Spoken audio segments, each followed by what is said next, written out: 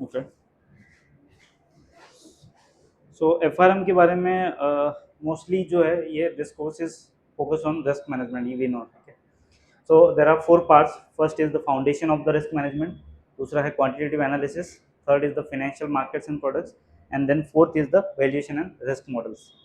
ठीक है, सो हम इसी सीक्वेंस में जाएंगे। पहले we will see the foundation of the risk management, ताकि उससे हमें पता चलेगा कि रिस्क क्या है, रिस्क को समझना, डिटेल में क्या क्या टाइप के रिस्क होते हैं, क्या क्या टाइप के इंस्ट्रूमेंट्स है। ठीक है, क्रेडिट रिस्क के लिए क्या इंस्ट्रूमेंट्स है, डिफरेंट डिफरेंट रिस्क के क्या क्या इंस्ट्रूमेंट्स है वो देखेंगे हम लोग। ठीक है, और फिर जाएंगे हम क्वांटिटेटिव एनालिसिस में, यानी बेसिक चीज़ें समझने के लिए, रिस्क का कैरेक्टरिस्टिक समझने के लिए, and then would be markets and products, and then last में हम देखेंगे valuation and risk model.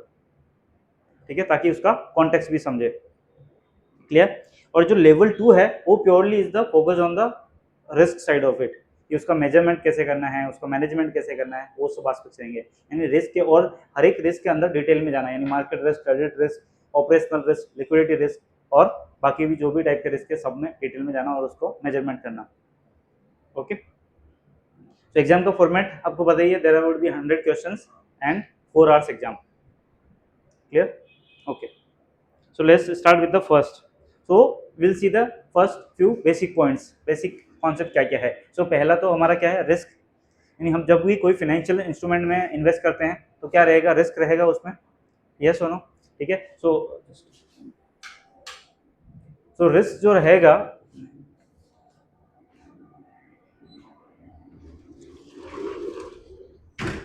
Okay, so risk जो है वो हर इंस्ट्रूमेंट का पार्ट है यहाँ पे। क्लियर। सो रिस्क जो है यानी फाइनेंशियल इंस्ट्रूमेंट में आप इन्वेस्ट करोगे तो रिस्क रहने ही वाला है। अब क्या रिस्क कैसा है कि अगर ज़्यादा रिस्क लिया तो ज़्यादा रिटर्न, और कम रिस्क लिया तो कम रिटर्न। सिंपल, जैसे आप एफडी में इन्वेस्ट करते हो, वहाँ पे आपको रिटर्न क्या मिलता है, कम मिलता है, 7-8% मिलेगा, बट आपको रिस्क भी क्या है, उतना ही कम है। ठीक है, सो एफडी में आप क्यों इन्वेस्ट करते हो, क्योंकि वहाँ पे आपको रिस्क कम चाहिए, सेफ है, आपको चाहिए कि सेफ है, बराबर। और वही आप इक्विटी मार्केट में इन्वेस्ट करोगे, वहाँ पे रिस्क ज़्यादा है तो रिटर्न भी आप ज़्यादा एक्सपेक्ट करते हो। करेक्ट, क्योंकि रिस्क मतलब क्या, अभी आपका डाउन साइड जाने का प्रोबेबिलिटी भी ज़्यादा है वहाँ पे।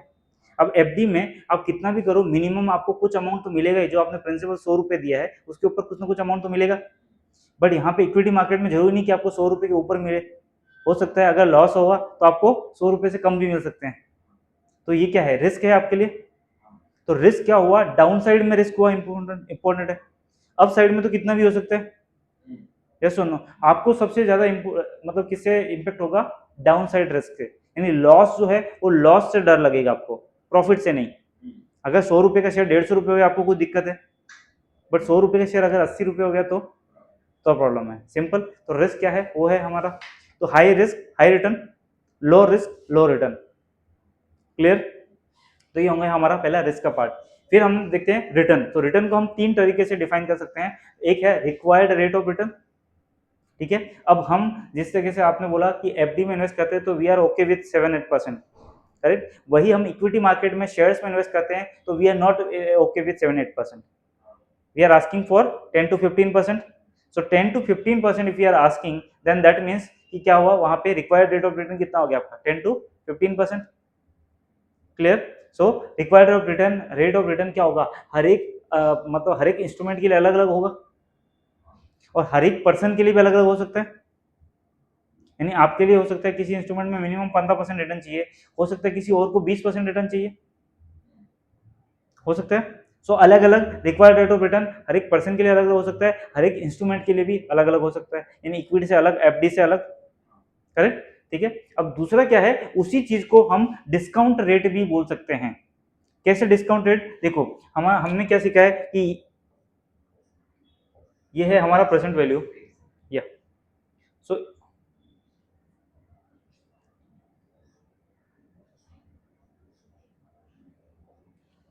ठीक है।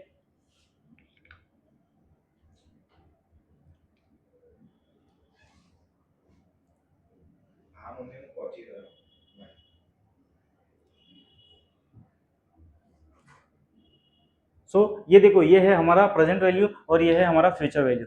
ठीक है, अगर आपने 100 रुपये आज इन्वेस्ट किए तो 1 साल बाद आपको कुछ अमाउंट मिलेगा, वो अमाउंट को हम क्या बोलेंगे, फ्यूचर वैल्यू। ठीक है, अब फ्यूचर वैल्यू को हमें कन्वर्ट करना है, हमें फ्यूचर वैल्यू पता है और प्रेजेंट वैल्यू निकालना है। तो उस प्रोसेस को हम क्या बोलते हैं? डिस्काउंटिंग। यस और नो? फ्यूचर वैल्यू से present value exactly, future value पता है और प्रेजेंट वैल्यू निकालना है, तो हम ऐसे करेंगे। तो ये प्रोसेस को हम क्या बोलते हैं? डिस्काउंटिंग।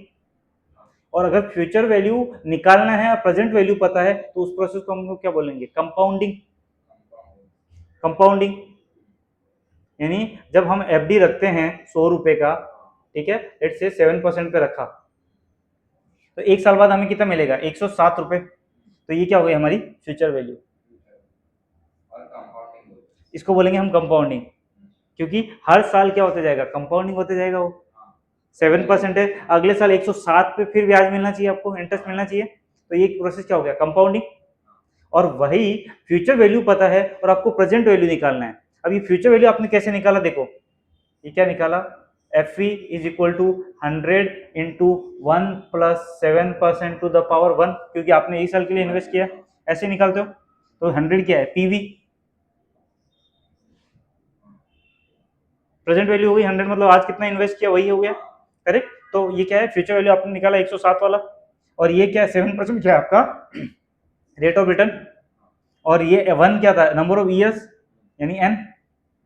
अब इसी इसी इक्वेशन में मैं आपको बोलूं कि आपको यहाँ पे पीवी पता था, एफ निकालना था, और मैं आपको बोलूं एफ पता है, पीवी निकालना है, तो क्या करोगे आप? पीवी इक्वल टू एफ, और ये क्या इधर चला जाएगा नीचे, तो ये क्या हो जाएगा? 1 plus R to the power N, यही हम बोल रहे थे ऊपर, सेम इक्वेशन यूज कर रहे हैं, ठीक है। अब बट इसको क्या बोलूंगा मैं? डिस्काउंटिंग। डिस्काउंटिंग क्यों बोलूं? क्योंकि फ्यूचर वैल्यू को मैं आज लेके आ रहा हूं, प्रेजेंट में लेके आ रहे हैं। जैसे कि मैं आपको एग्जांपल देता हूं कि मैंने आपको बोला कि आप मुझे आज 100 रुपए दीजिए, एक साल बाद मैं आपको 100 रुपए वापस दे दूंगा, क्या आप देने वाले हो? क्यों? एग्जैक्टली, रिटर्न नहीं है। क्यों? क्योंकि आज का वैल्यू और फ्यूचर का वैल्यू सेम नहीं होगा। भले मैं 100 रुपए वापस दे रहा हूँ, बट उसका उसका जो वैल्यू है वो कम हो चुका है, वो 100 रुपए का।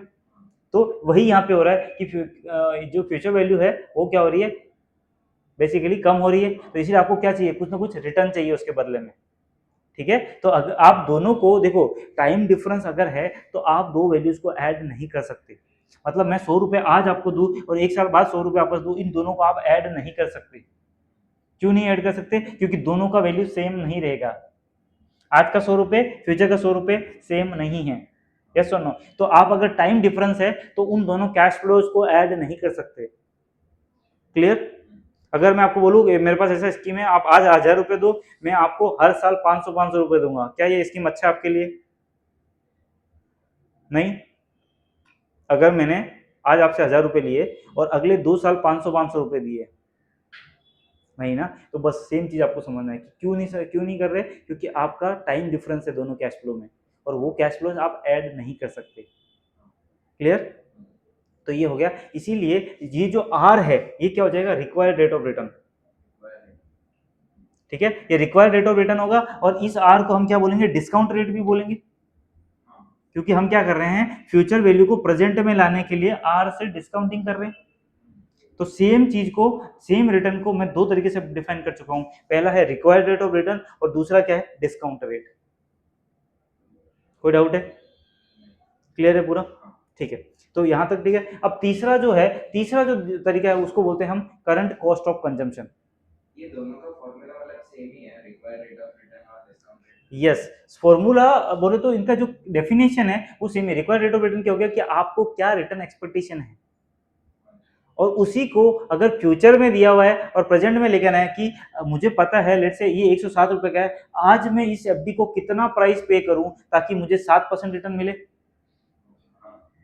7% क्या हो गया? मेरा रिक्वायर्ड रेट ऑफ रिटर्न। वही 7% को अगर मैं प्रेजेंट आज मैं एफडी को कितना पेमेंट करूं ताकि मुझे 7% रिटर्न मिले, तो ये मेरा क्या बन जाएगा? Discount rate. समझ रहे हो? सेम आर को मैं अलग अलग तरीके से देख रहा हूँ, different different ways to look at it. अब जो तीसरा तरीका है वो क्या है? करंट कॉस्ट ऑफ कंजम्पशन, ठीक है। So current cost of consumption को अपन एक ऐसे एग्जांपल से समझते हैं कि आप गए अपने दोस्त के साथ एक पिज्जा खाने के लिए, ठीक है। वहां पे 100 रुपए का पिज्जा था और आपने 100 रुपए निकाला और देने ही वाले थे, तभी वहां पे आपका एक दूसरा दोस्त आया और उसने बोला कि काम कर, मुझे 100 रुपए दे दे, ठीक है। मैं आपको 7% रिटर्न दूंगा एक साल बाद, यानी एक साल बाद आपको कितना दूंगा, 107 रुपये। तो शायद आपने मना कर दिया कि बोले 7 रुपये तो एफडी में मिल जाता है, तो मैं तेरे को क्यों दूँ, इससे बेटर है कि मैं पिज्जा ही खा लूँ। यस और नो, ठीक है। फिर उसने बोला एक काम कर, मैं तेरे को 120 रुपये दूंगा, यानी 20% रिटर्न देने को तैयार हूँ। अगर आप मुझे आज 100 रुपये देते हो, मैं एक साल बाद आपको कितना दूंगा, 120 रुपये। तो देन आपने सोचा यार ये तो बहुत अच्छा डील है, 20 रुपये मिल रहे हैं और हो सकता है पिज्जा में आगे जाके खा लूँ, ठीक है। सो इसके लिए आपने क्या किया, 100 रुपये उसको दे दिया। सो this is what current cost of consumption, यानी आपने जब वो रिटर्न देखा 20%, पहले 7% देखा तब आपने मना कर दिया, और जैसे ही 20% देखा आपने क्या बोला, ठीक है मैं एक साल बाद जाके पिज्जा खा सकता हूँ। सो this is what current cost of consumption also. Cost of consumption मतलब क्या, कि ऐसा रेट जिसके लिए आप कंजम्पशन भी छोड़ने को तैयार हो।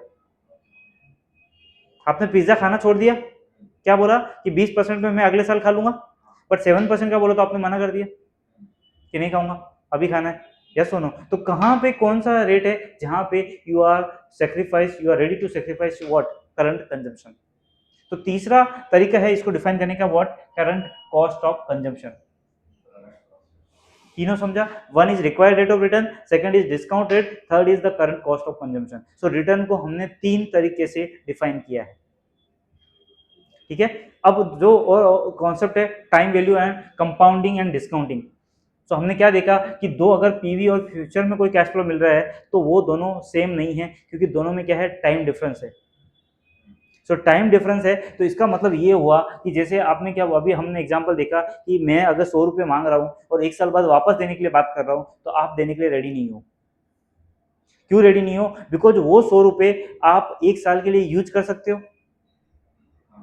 You can invest somewhere, you can use it for productive purpose, अगर आपका बिजनेस है तो वहां पे लगा सकते हो, ठीक है। तो उसका यूज का राइट है।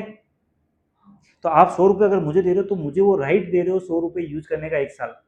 यस और no, so that is what time value of money. जितने टाइम के लिए आप यूज करने के लिए दे रहे हो उसका सम वैल्यू है, you have some value, and that is why you are asking for some return.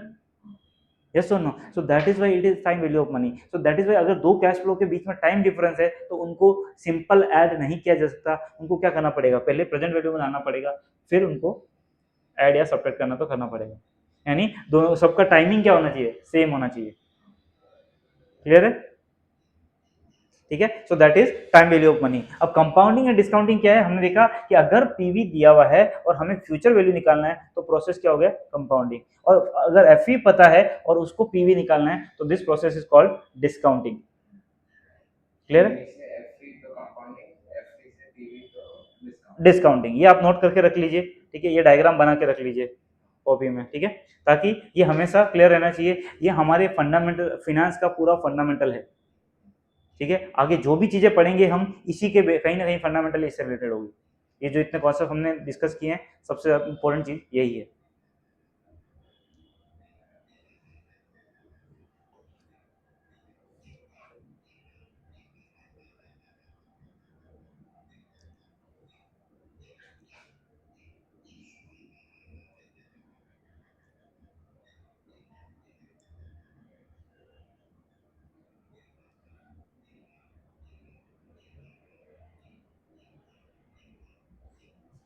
और पीवी और एफ का फॉर्मूला ये दोनों सेम है, PV F is equal to PV into 1 plus R to the power N.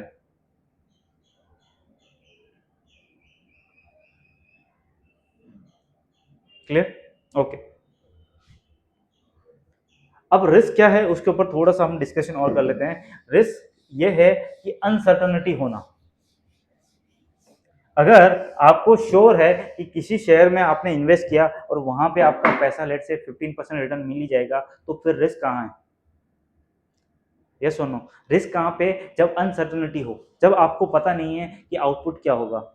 FD में आप क्यों बोल रहे हो रिस्क कम है, क्योंकि आपको पता है कि कितना रिटर्न मिलने वाला है मुझे एक साल बाद। और इक्विटी में आप क्यों बोल रहे हो कि रिस्क ज्यादा है, बिकॉज आपको पता नहीं कि एक साल बाद उसका वैल्यू 100 का 90 भी हो सकता है और 100 का 120 भी हो सकता है। सो रिस्क क्या है, अनसर्टनिटी की वजह से। अगर सर्टन होता तो कोई रिस्क नहीं है। So uncertainty is surrounding the outcomes is the what, risk. So risk को अगर सिंपल वर्ड्स में डिफाइन किया जाए तो क्या है, अनसर्टनिटी सराउंडिंग द आउटकम्स।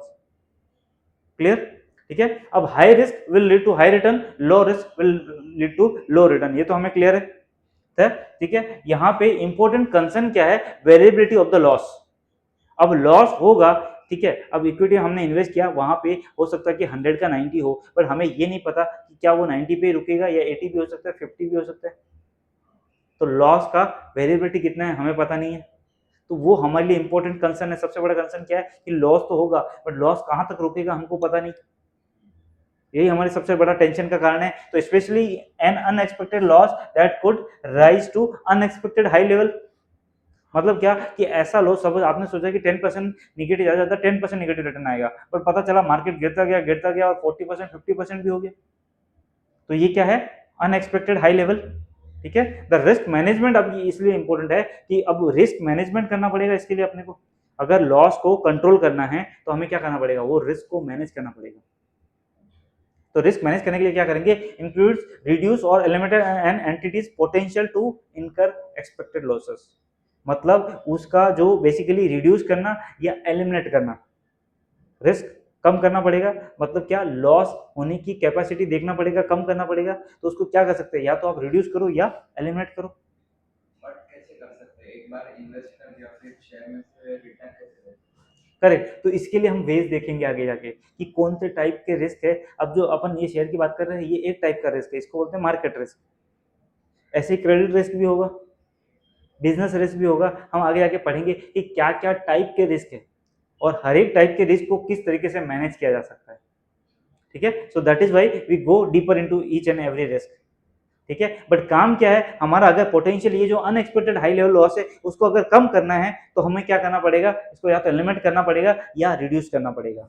तो this comes under what, risk management, ठीक है। लास्ट क्या है, risk taking. So active acceptance of incremental risk of incremental gains, मतलब ये हुआ कि आपको एक्सेप्ट, अगर आपको रिस्क लेना है, ठीक है। अब एक तरीका क्या था, आपने एफडी में इन्वेस्ट करके रहता और शांति से बैठे रहते, बट दूसरा तरीका क्या है, आपने शेयर में इन्वेस्ट किया, तो कहीं ना कहीं आपने ये तो एक्सेप्ट किया है कि रिस्क ज्यादा है बट रिटर्न भी ज्यादा होगा। So you are mentally prepared, you want more return, that is why you invested in equity, but at the same time you are aware that इसमें रिस्क भी है। सो कहीं कभी कभी कंपनी जानबूझ के भी रिस्क ले सकती है, जानबूझ के भी रिस्क रख सकती है उसको, क्योंकि रिटर्न भी तो आना चाहिए ना, और रिटर्न कब आएगा, हाई रिस्क हाई रिटर्न। तो अगर बिजनेस कर रहे हो, बिजनेस में रिस्क तो है, पर फिर भी बिजनेस तो करना पड़ेगा। तो आप क्या कर सकते हो, अगर आपकी कैपेसिटी के ज्यादा है तो रिस्क को मैनेज कर लो ताकि आपका बिजनेस चलता रहे, but at the same time थोड़ा रिस्क लेना भी तो पड़ेगा, तभी तो रिटर्न आएगा। Simple as that, okay. अब रिस्क मैनेजमेंट का जो प्रोसेस है उसमें 4 स्टेप है। पहला क्या है, सिंपल सिंपल सेल्फ एक्सप्लेनेटरी है, क्या है, आइडेंटिफाई करो पहले तो रिस्क को, कौन सा टाइप का रिस्क है, नाम क्या है, कैटेगरी क्या है चीजें, रिस्क है क्या, बेसिकली अंडरस्टैंड करो। क्रेडिट रिस्क है, मार्केट रिस्क है, इंटरेस्ट रेट रिस्क है, वो टाइप ऑफ रिस्क है, ठीक है। तो पहला स्टेप क्या है, आइडेंटिफाई करना। दूसरा स्टेप क्या है, एनालाइज एंड मेजर करना। अब जब नाम पता चल गया है तो उसको एनालाइज तो करो, उसका मेजर तो करो कि क्या टाइप का रिस्क है वो, ठीक है। जैसे कि उसका रैंक देखो, स्कोर देखो, मेजर करो, क्वांटिफाई करो रिस्क को। So that comes under analyse and measure the risk, second step. Third, quantify मतलब जैसे अभी अपन ने बोला कि क्रेडिट रिस्क है, अब जैसे कि लोन, बैंक लोन देते हैं, अब लोन दिया तो आपको पता है कि उसमें क्या है, क्रेडिट रिस्क है, कुछ लोग लोन रीपे नहीं करेंगे, पर ये तो जनरल फिनोमिना है ना, उसको क्वांटिफाई करना, भाई कितने परसेंट लोग यूजुअली नहीं देते हैं। लेट से आप बोलोगे कि 100 लोगों को लोन दिया तो लगभग 2% लोग क्या होते हैं, लोन नहीं देते हैं वापस, तो ये क्या आ गया, 2% में आ गया, क्वांटिफाई कर दिया आपने कि 2% लोग यूजुअली लोन वापस नहीं करते हैं, तो ये क्या हो गया, analyse and measure the risk. Third क्या है, evaluate the impact from the risk events. अब रिस्क आया तो आपको कितना इम्पैक्ट होने वाला है, क्या आपके लिए इतना रिस्की है कि पूरा का पूरा गड़बड़ हो जाए बैलेंस शीट, हाँ। तो ये आपको देखना है कि रिस्क आया तो उसका इम्पैक्ट कितना होगा आपके ऊपर, इम्पैक्ट बहुत जरूरी है स्टडी करना। अगर आपकी कैपेसिटी है, लेट से आपका कैपेसिटी है 1 करोड़ का और आप रिस्क ले रहे हो 2 करोड़ का, तो कहीं ना कहीं वो ज़्यादा रिस्क आया तो आप पूरे के पूरे बैंकरप्ट हो सकते हो, तो वैसा नहीं होना चाहिए। तो कितना इम्पैक्ट आएगा वो भी आपको देखना है। तो थर्ड स्टेप में क्या आएगा, evaluate the impact from the risk. और फोर्थ क्या आया, मैनेज द रिस्क। अब आपको पता चल गया है, इंपैक्ट भी पता चल गया है, अब आपको डिसाइड करना है कि क्या करना है उस रिस्क के साथ, मैनेज कैसे करना है। क्या टोटली अवॉइड करना है, क्या टोटली थोड़ा रिटेन करना है, क्या आपको मिटिगेट करना है, क्या आपको ट्रांसफर करना है। ये सब चीजें हम देखेंगे कि क्या क्या आता है इसके अंदर डिटेल में, ठीक है। Each step will go. तो आपको पहले समझ गया रिस्क क्या है, इसका इंपैक्ट देख लिया, फिर आपको क्या करना है, देखना है कि अब इसको मैं मैनेज कैसे करूं, क्या मैं इसको पूरा अवॉइड कर दूं, क्या मैं इसको रिटेन कर लूं, क्या मैं इसको थोड़ा मिटिगेट कर लूं, क्या फिर पूरा ही ट्रांसफर कर दूं। क्लियर। मिटिगेट और रिटेन रिटेन मतलब क्या हो गया, आपको रखना है, रिस्क रखना है, क्योंकि मैंने क्या बोला, जैसे बिजनेस है, अब बिजनेस करना है तो एक ऑप्शन क्या है, एफडी में रख दो चुपचाप बैठ जाओ। दूसरा ऑप्शन क्या, आपको बिजनेस करना है। अब बिजनेस करना है तो आपको क्या करना पड़ेगा, रिस्क रिटेन करना पड़ेगा। या इक्विटी शेयर में इन्वेस्ट करना है तो रिस्क तो रिटेन रखना पड़ेगा, वो क्या हो गया, रिटेन करना हो गया। यस और नो। अभी ट्रांसफर क्या हो गया, इंश्योरेंस ले लिया आपने, तो ये क्या हो गया, रिस्क इंश्योरेंस कंपनी को दे दिया। वैसे ही मिटिगेट भी कर सकते हो, कम कर सकते हो, कम कर सकते हो। यस और नो। तो ये सब चीजें हम आगे देखेंगे कि कैसे होता है। क्लियर है यहाँ तक, 4 स्टेप। पहला क्या है, आइडेंटिफाई करना, एनालाइज एंड मेजर करना। थर्ड क्या है, evaluate the impact. And fourth क्या है, मैनेज द रिस्क। करने के बाद हमें क्या करना है, रिस्क होने के बाद वो हमें देखना है, ठीक है। अब हम देखेंगे कि लॉस के क्या क्या कैटेगरी हो सकते हैं या क्या क्या टाइप हो सकता है लॉस का। तो लॉस का जो पहला है वो क्या रहेगा, एक्सपेक्टेड लॉस, यानी जो हमें पता है। जैसे कि अब एग्जांपल क्या हो गया, अगर कोई बैंक लोन देता है तो उसको पता है कि certain number of people will not repay, not repay. So अगर वो रीपे नहीं करने वाले हैं तो क्या होगा, ये एक्सपेक्टेड है।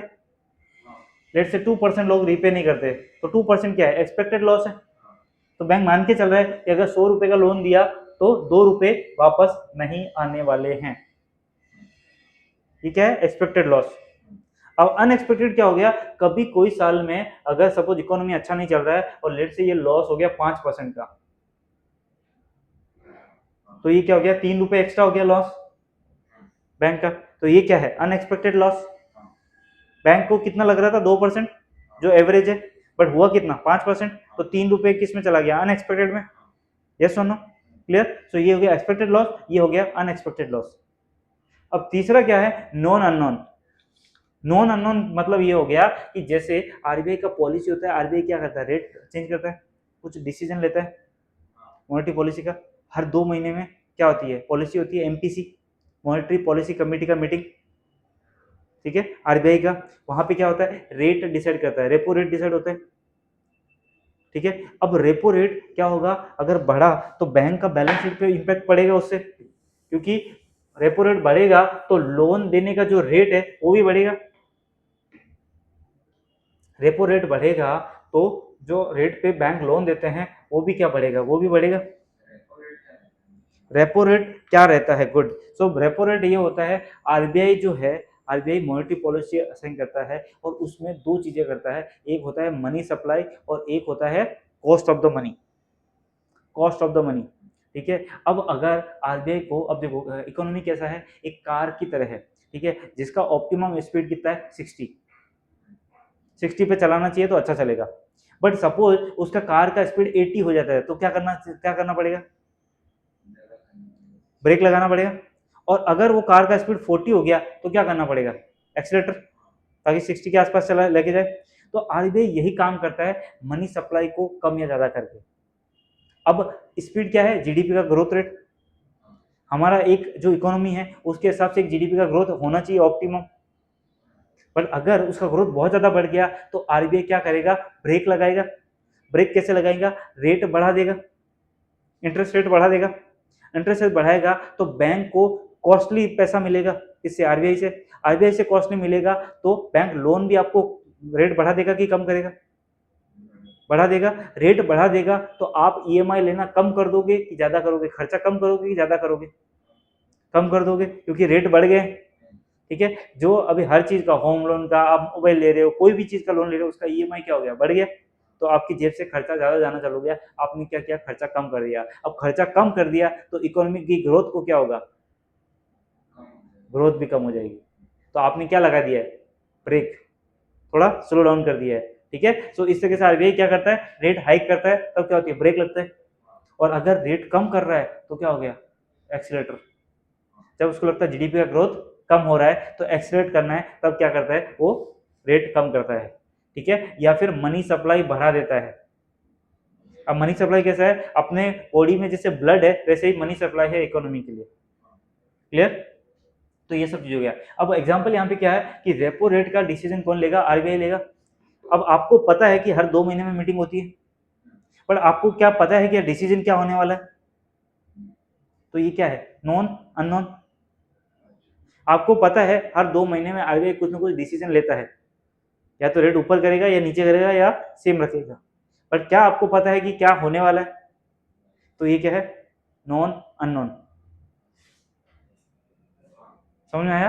तो अगर ऊपर करेगा तो आपके जो असेट्स है उनका प्राइसेस कम हो सकता है, बॉन्ड्स वगैरह का प्राइसेस कम हो सकता है, तो बैंक को इम्पेक्ट करेगा। अगर रेट कम करेगा तो भी बैंक को, बैलेंस शीट को इम्पेक्ट करेगा, बट उसको ये नहीं पता कि किस तरीके से किधर जाने वाला आरबीआई, और वो क्या नॉन, मतलब क्या डिसीजन लेने वाला है, ये क्या है, अननोन है।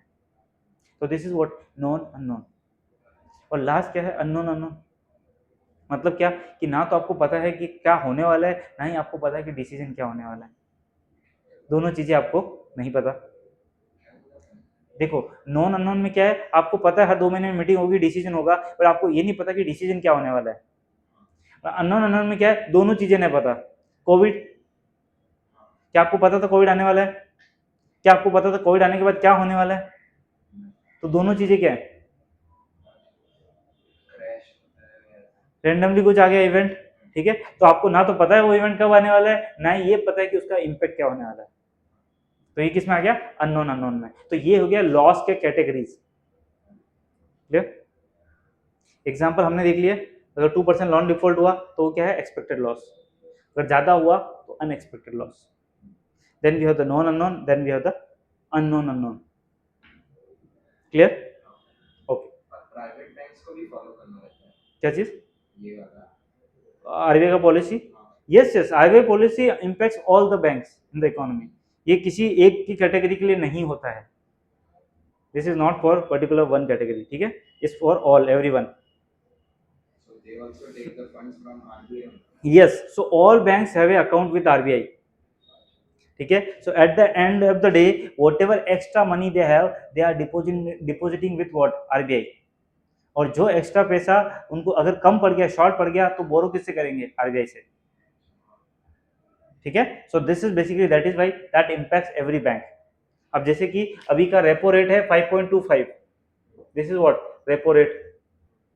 और एमएसएफ रेट कितना है, 5.50, और एचडीएफ रेट कितना है, 5.5%, ठीक है। तो अब किसी बैंक को अगर फंड्स बोरो करना है तो कितने पे करेगी, 5% पे, सॉरी 5.5 पे, ज्यादा रेट पे बोरो करेगी। और किसी बैंक के पास एक्स्ट्रा पैसा है, वो आरबीआई के पास रखना, तो कितने पे रखेगी, 5% पे।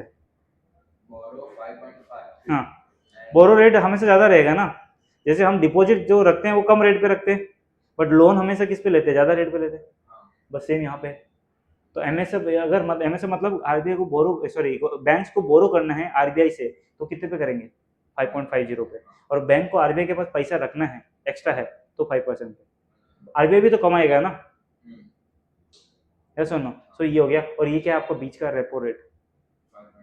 तो इसीलिए आप देख रहे हो, अगर रेपो रेट मैंने ऊपर कर दिया तो ये सब क्या होगा, 25 बेसिस ऊपर, अगर नीचे कर दिया तो सब क्या, 25 बेसिस नीचे, क्लियर। तो इस तरीके से आरबीआई क्या करता है, मनी सप्लाई को इम्पैक्ट करता है, कॉस्ट को, और ये रेट बढ़ गया तो आपका लोन रेट भी बढ़ेगा, क्लियर है, ठीक है, ओके। ओके, सो अब है रिस्क मैनेजमेंट प्रोसेस के क्या क्या डिसीजन हो सकते हैं, जो हम देखिए 4 स्टेप कर सकते थे। पहला क्या है, अवॉइड, रिटेन, मिटिगेट और ट्रांसफर। सो अवॉइड क्या है, आप चुपचाप हो, मतलब कुछ करो ही मत, रिस्क लो ही मत, बिल्कुल एफडी में रख दो, सिंपल तरीका। और बिजनेस में है तो वो बिजनेस बंद कर दो, वैसा वाला product line, avoiding certain markets और जुरिसडिक्शन जहां पे रिस्क लग रहा है वो काम करो ही मत। तो ये क्या सीधा सीधा तरीका, अवॉइड रिस्क, बट ये पॉसिबल नहीं है most of the times, most of the times I am saying, ठीक है। रिटेन रिस्क में क्या हो गया, depending on the expected rewards related to the probability and the frequency of any expected losses. यानी आप क्या करोगे, स्टडी करोगे, अगर ये रिस्क लिया, ये रिस्क रखा, तो मुझे कितना प्रॉफिट हो सकता है compare to the loss, yes और नो। करेक्ट। आप क्या देखोगे, हमेशा रिवॉर्ड भी तो देखोगे कि आप मैं रिस्क ले रहा हूँ उसके सामने रिवॉर्ड कितना मिलने वाला है। अब ऐसे ही अननेसेसरी तो, अब अननेसेसरी तो रिस्क नहीं लोगे। आप बोलोगे रिस्क लेना, इसका मतलब क्या, जुआ खेलना, वो भी तो रिस्क है। बट वो आपको पता है कि आइदर 0 या 1 हो सकता है वहां पे, तो वैसा रिस्क आप लेना नहीं चाहोगे। ठीक है, सो इसीलिए आप क्या करोगे, बेसिकली ऐसा रिस्क लोगे जहां पे आप क्या हो, आप पहले देखोगे प्रोबेबिलिटी और एनी एक्सपेक्टेड लॉसेस कैसा है, उसके सामने मुझे रिवॉर्ड कैसा मिल रहा है, तो मैं क्या करूंगा, रिटेन रिस्क करूंगा। क्लियर, तो रिटेन करना है मुझे। थर्ड ऑप्शन क्या है, मिटिगेट करना। मिटिगेट में क्या है, reducing the magnitude of frequency of the exposure. आप क्या करो, रिस्क रख रहे हो बट उसका इंटेंसिटी कम कर दे रहे हो। 50% है तो 25%। 25% रख दिया, आपने बोला कि ये रिस्क है बट मैं कम कर देता हूं इसमें, तो कम कर दिया है, इसलिए मिटिगेट किया है, पूरा खत्म नहीं हुआ है, मिटिगेट हुआ है। ठीक है, 20%। मैग्नीट्यूड क्या है, फ्रिक्वेंसी कम कर दिया है। क्लियर, और लास्ट क्या है, ट्रांसफर करना। बेसिकली क्या है, थर्ड पार्टी को दे दिया। Best example is insurance. आप क्या लेते हो, लाइफ इंश्योरेंस, हेल्थ इंश्योरेंस। तो इसमें मतलब क्या है कि आपका लाइफ का रिस्क खत्म नहीं हुआ है, अगर कुछ आया तो आपने इंश्योरेंस कंपनी को बोला है, तो वो क्या हो गया, transfer risk. Clear, okay. Exposure में which one, frequency of exposure. Frequency of exposure मतलब क्या हुआ कि आपने कितना एक्सपोजर ले रखा है, अगर वो रिस्क आया तो आपको कितना लॉस हो सकता है, या कितना अमाउंट आपका उसके लॉस के अंदर आ सकता है। जैसे कि इक्विटी के एग्जांपल में ले, तो आपने कितना पैसा आपके पोर्टफोलियो का उसमें डाल के रखा है, वो क्या हो गया, आपका एक्सपोजर है वो रिस्क के ऊपर, vote equity Amount of risk facing। amount which you have invested। clear, so this is basically this, so risk must be sufficiently dispersed among the willing and able participant in the economy। अब ये क्या बोल रहा है, risk क्या होना चाहिए, sufficiently dispersed होना चाहिए लोगे, किसके पास होना चाहिए, जिनके पास क्या है, विलिंगनेस और एबल पार्टिसिपेंट, मतलब जिनकी कैपेसिटी है रिस्क मैनेज करने की, हैंडल करने की। करेक्ट, जैसे इंश्योरेंस कंपनी हो गई, वो क्या है, विलिंग है रिस्क लेने के लिए, जैसे आपसे ले रही है वैसे बाकी हजारों लाखों लोगों से ले रही है, तो ये क्या है, उसकी कैपेसिटी है, उसकी क्या है, विलिंगनेस है। क्लियर है, स्टार्टअप कंपनीज को ज्यादा रिस्क नहीं लेना चाहिए, जो मतलब स्टेबल कंपनी वो ज्यादा रिस्क ले सकते हैं। स्टेबल कंपनी ज्यादा रिस्क लेने, बट उल्टा होता है एक्चुअल में, वो एक बिजनेस रिस्क हो गया, वो एक डिफरेंट टाइप का रिस्क है। स्टार्टअप यूजुअली ज्यादा रिस्क लेंगे क्योंकि उनको क्या है, वो छोटे, they can easily navigate that risk, so वो डिफरेंट टाइप का बिजनेस टाइप का रिस्क है। यहाँ पे हम फाइनेंशियल रिस्क की बात कर रहे हैं मोस्टली। Clear, okay. अब आता है कि जो है ये रिस्क है उसको किस तरीके से मेजर करना है, सो क्वांटिटेटिव रिस्क और क्वालिटेटिव रिस्क। ठीक है, ओके। सो क्वांटिटेटिव रिस्क जो है उसमें आता है हमारा पहला जो चीज है वो आता है वार।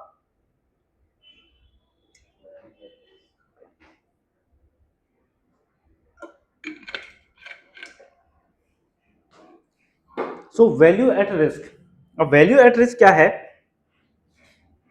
कि estimated loss amount given to a certain probability of occurrence. मतलब कैसा हुआ कि आप अगर जैसे कोई इवेंट है, ठीक है, जैसे कि आपने स्टॉक में इन्वेस्ट किया फॉर एग्जांपल एचडीएफसी बैंक है, अब आप देख रहे हो कि आपने क्या किया पिछले इसमें देखा कि कितना रिस्क है, ये आपको चेक करना है, तो आपने क्या किया, चेक करने के लिए आपने बेसिकली आपने क्या किया, उसका एचडीएफसी बैंक का पिछले 5 साल का डेली रिटर्न निकाला। ध्यान से सुनिए, 5 साल का डेली रिटर्न निकाला और देखा कि डेली एक दिन में ज़्यादा से ज़्यादा एचडीएफसी बैंक का शेयर कितना नीचे गया। क्या देखा कि ज़्यादा से ज़्यादा पिछले 5 साल में, एक दिन में, पिछले 5 साल का डेटा निकाला और उसमें देखा कि ज़्यादा से ज़्यादा एचडीएफसी बैंक का शेयर एक दिन में कितना नीचे गया है। ठीक है, तो और आपने कॉन्फिडेंस के साथ बोला कि 95% ऑफ द टाइम्स, ठीक है, वो 1 लाख से ऊपर, 1 लाख से ज़्यादा लॉस नहीं हुआ है, या लेट से परसेंटेज टर्म में बात करें तो 5% से ज़्यादा नीचे नहीं गया। ठीक है, तो ये क्या हो गया, आपका वॉर हो गया। मतलब आप 95% कॉन्फिडेंस के साथ बोल रहे हो कि 5% से ज़्यादा का लॉस नहीं होना चाहिए।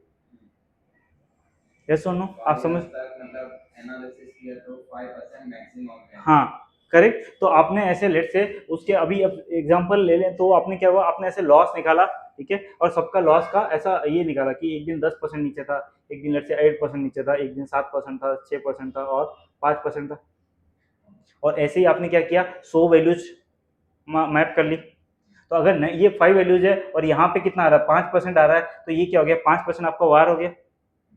ठीक है, 5 वैल्यू जी क्या है, ऊपर है उसके, और बाकी सब वैल्यूज क्या है, नीचे है। तो आप क्या बोल रहे हो कि with 95% confidence I can say that the maximum loss would not be more than what, 5%। ठीक है, बट ये किस पे डिपेंडेंट है, आपके डेटा पे। अच्छा, एक चीज और, क्या पास्ट में नहीं हुआ इसका मतलब ये है ये फ्यूचर में नहीं होगा, नहीं, तो ये चीज श्योरिटी नहीं है। ठीक है, तो वार क्या दिखाता है, estimated loss amount given at A certain probability. क्यों, क्योंकि आप एक सर्टेन प्रोबेबिलिटी के साथ, सर्टेन कॉन्फिडेंस के साथ बोल रहे हो कि वार क्या है, इसके ऊपर नहीं जाएगा। ठीक है, तो अगर वार को हम नॉर्मल डिस्ट्रीब्यूशन में, अगर ये आपका बेसिकली रिटर्न जो है वो इस तरीके का है, रिटर्न क्या है, पॉजिटिव और निगेटिव दोनों हो सकता है। तो ये क्या, निगेटिव साइड ये है, पॉजिटिव साइड ये जीरो, यस और नो। ठीक है, ये जीरो है, तो यहाँ पे अगर आप वार खड़े हो, लेट से आप बोल रहे हो 95% कॉन्फिडेंस या 5%, ठीक है, तो 95% कॉन्फिडेंस के साथ बोल रहे हो, तो आप क्या बोल रहे हो कि ये पॉइंट बोल रहे हो आप, ये पॉइंट क्या, लेट से 5%, -5%, तो -5% है, तो ये 5% के बेसिकली वार जो है 95% ऑफ द टाइम आपका 5% से ज़्यादा नहीं होगा। बट जो 5% है उसमें क्या है, कुछ भी हो सकता है, स्टिल पॉसिबिलिटी तो है। तो इस 7% जा सकता है, कुछ भी जा सकता है 5% से ऊपर। 95% ऑफ द टाइम आप क्या बोल रहे हो कि नहीं जाएगा 5 के ऊपर, बट 5% ऑफ द टाइम कुछ भी जा सकता है, 10%, 20%, 30%। तो ये क्या है आपका टेल रिस्क, टेल मतलब क्या, पूंछ वाला, कॉर्नर का रिस्क, तो इसको क्या बोलते हैं, टेल रिस्क। बट वार क्या बता रहा है, सिर्फ पॉइंट बता रहा है कि यहाँ पे इतने कॉन्फिडेंस के साथ मैं बोल सकता हूँ कि ये 5% के नीचे नहीं जाएगा। क्लियर है इसका। अब ये वार का लिमिटेशन भी तो हो गया एक तरीके से देखे तो, कि आप क्या कर रहे हो, यहाँ पे खुश हो रहे हो कि 5% के नीचे नहीं जाएगा, बट कुछ ऐसे इवेंट आ गए जैसे कोविड आ गया या कुछ ऐसा इवेंट आ गया, तो क्या जाएगा नहीं, जा सकता है। तो टेल रिस्क जो है वो वार में कवर नहीं हो रही है, टेल रिस्क इधर का ये कवर नहीं हो रहा वार में। वार तो यहाँ पे आके खड़ा हो गया और बोल रहा है कि बस 5% के ऊपर नहीं जाएगा, 95% कॉन्फिडेंस के साथ बोल रहा हूँ, बट स्टिल क्या है, ये टेल रिस्क तो है। अगर 2008 का क्राइसिस आएगा, यूएस मार्केट में कुछ हो गया, ऐसे जो यूनिक इवेंट आएंगे वहां पे आपका वार फेल हो सकता है, क्योंकि वो टेल रिस्क क्या हो रहा है, इग्नोर कर रहा है। क्लियर है कि नहीं है। तो ये क्या हो गया, एस्टिमेटेड लॉस अमाउंट गिवन है सर्टेन प्रोबेबिलिटी ऑफ ऑकरेंस। अब इसके लिए उन्होंने क्या किया, एक दूसरा तरीका निकाला जिसको बोला कंडीशनल वार, सी वार बोलते हैं इसको। हाँ, और डिटेल में जाएंगे इसमें बाद में, बट अभी के लिए सी वार बोलते हैं। ठीक है, और एक्सपेक्टेड शॉर्टफॉल, इसमें क्या होता है कि extreme losses beyond the war threshold. अब इसमें क्या हो गया, कुछ सिचुएशन लगाएंगे और देखेंगे कि यहाँ पे जो है ये वार, इसको स्टडी करेंगे बेसिकली टेल वाले साइड को। हाँ, हायर, देखो मतलब ये जो एरिया है, देखो हमारे लिए सबसे इंपॉर्टेंट चीज क्या है, ये रिस्क है सबसे इंपॉर्टेंट, टेल रिस्क। ये एकदम जो पॉसिबिलिटी कम वाले हैं, ये क्या है, लो प्रोबेबिलिटी वाले इवेंट्स है। कोविड हो गया, 2008 का क्राइसिस हो गया, ये क्या है, लो प्रोबेबिलिटी वाले इवेंट है, तो ये क्या रहेंगे, कॉर्नर में रहेंगे, टेल में रहेंगे।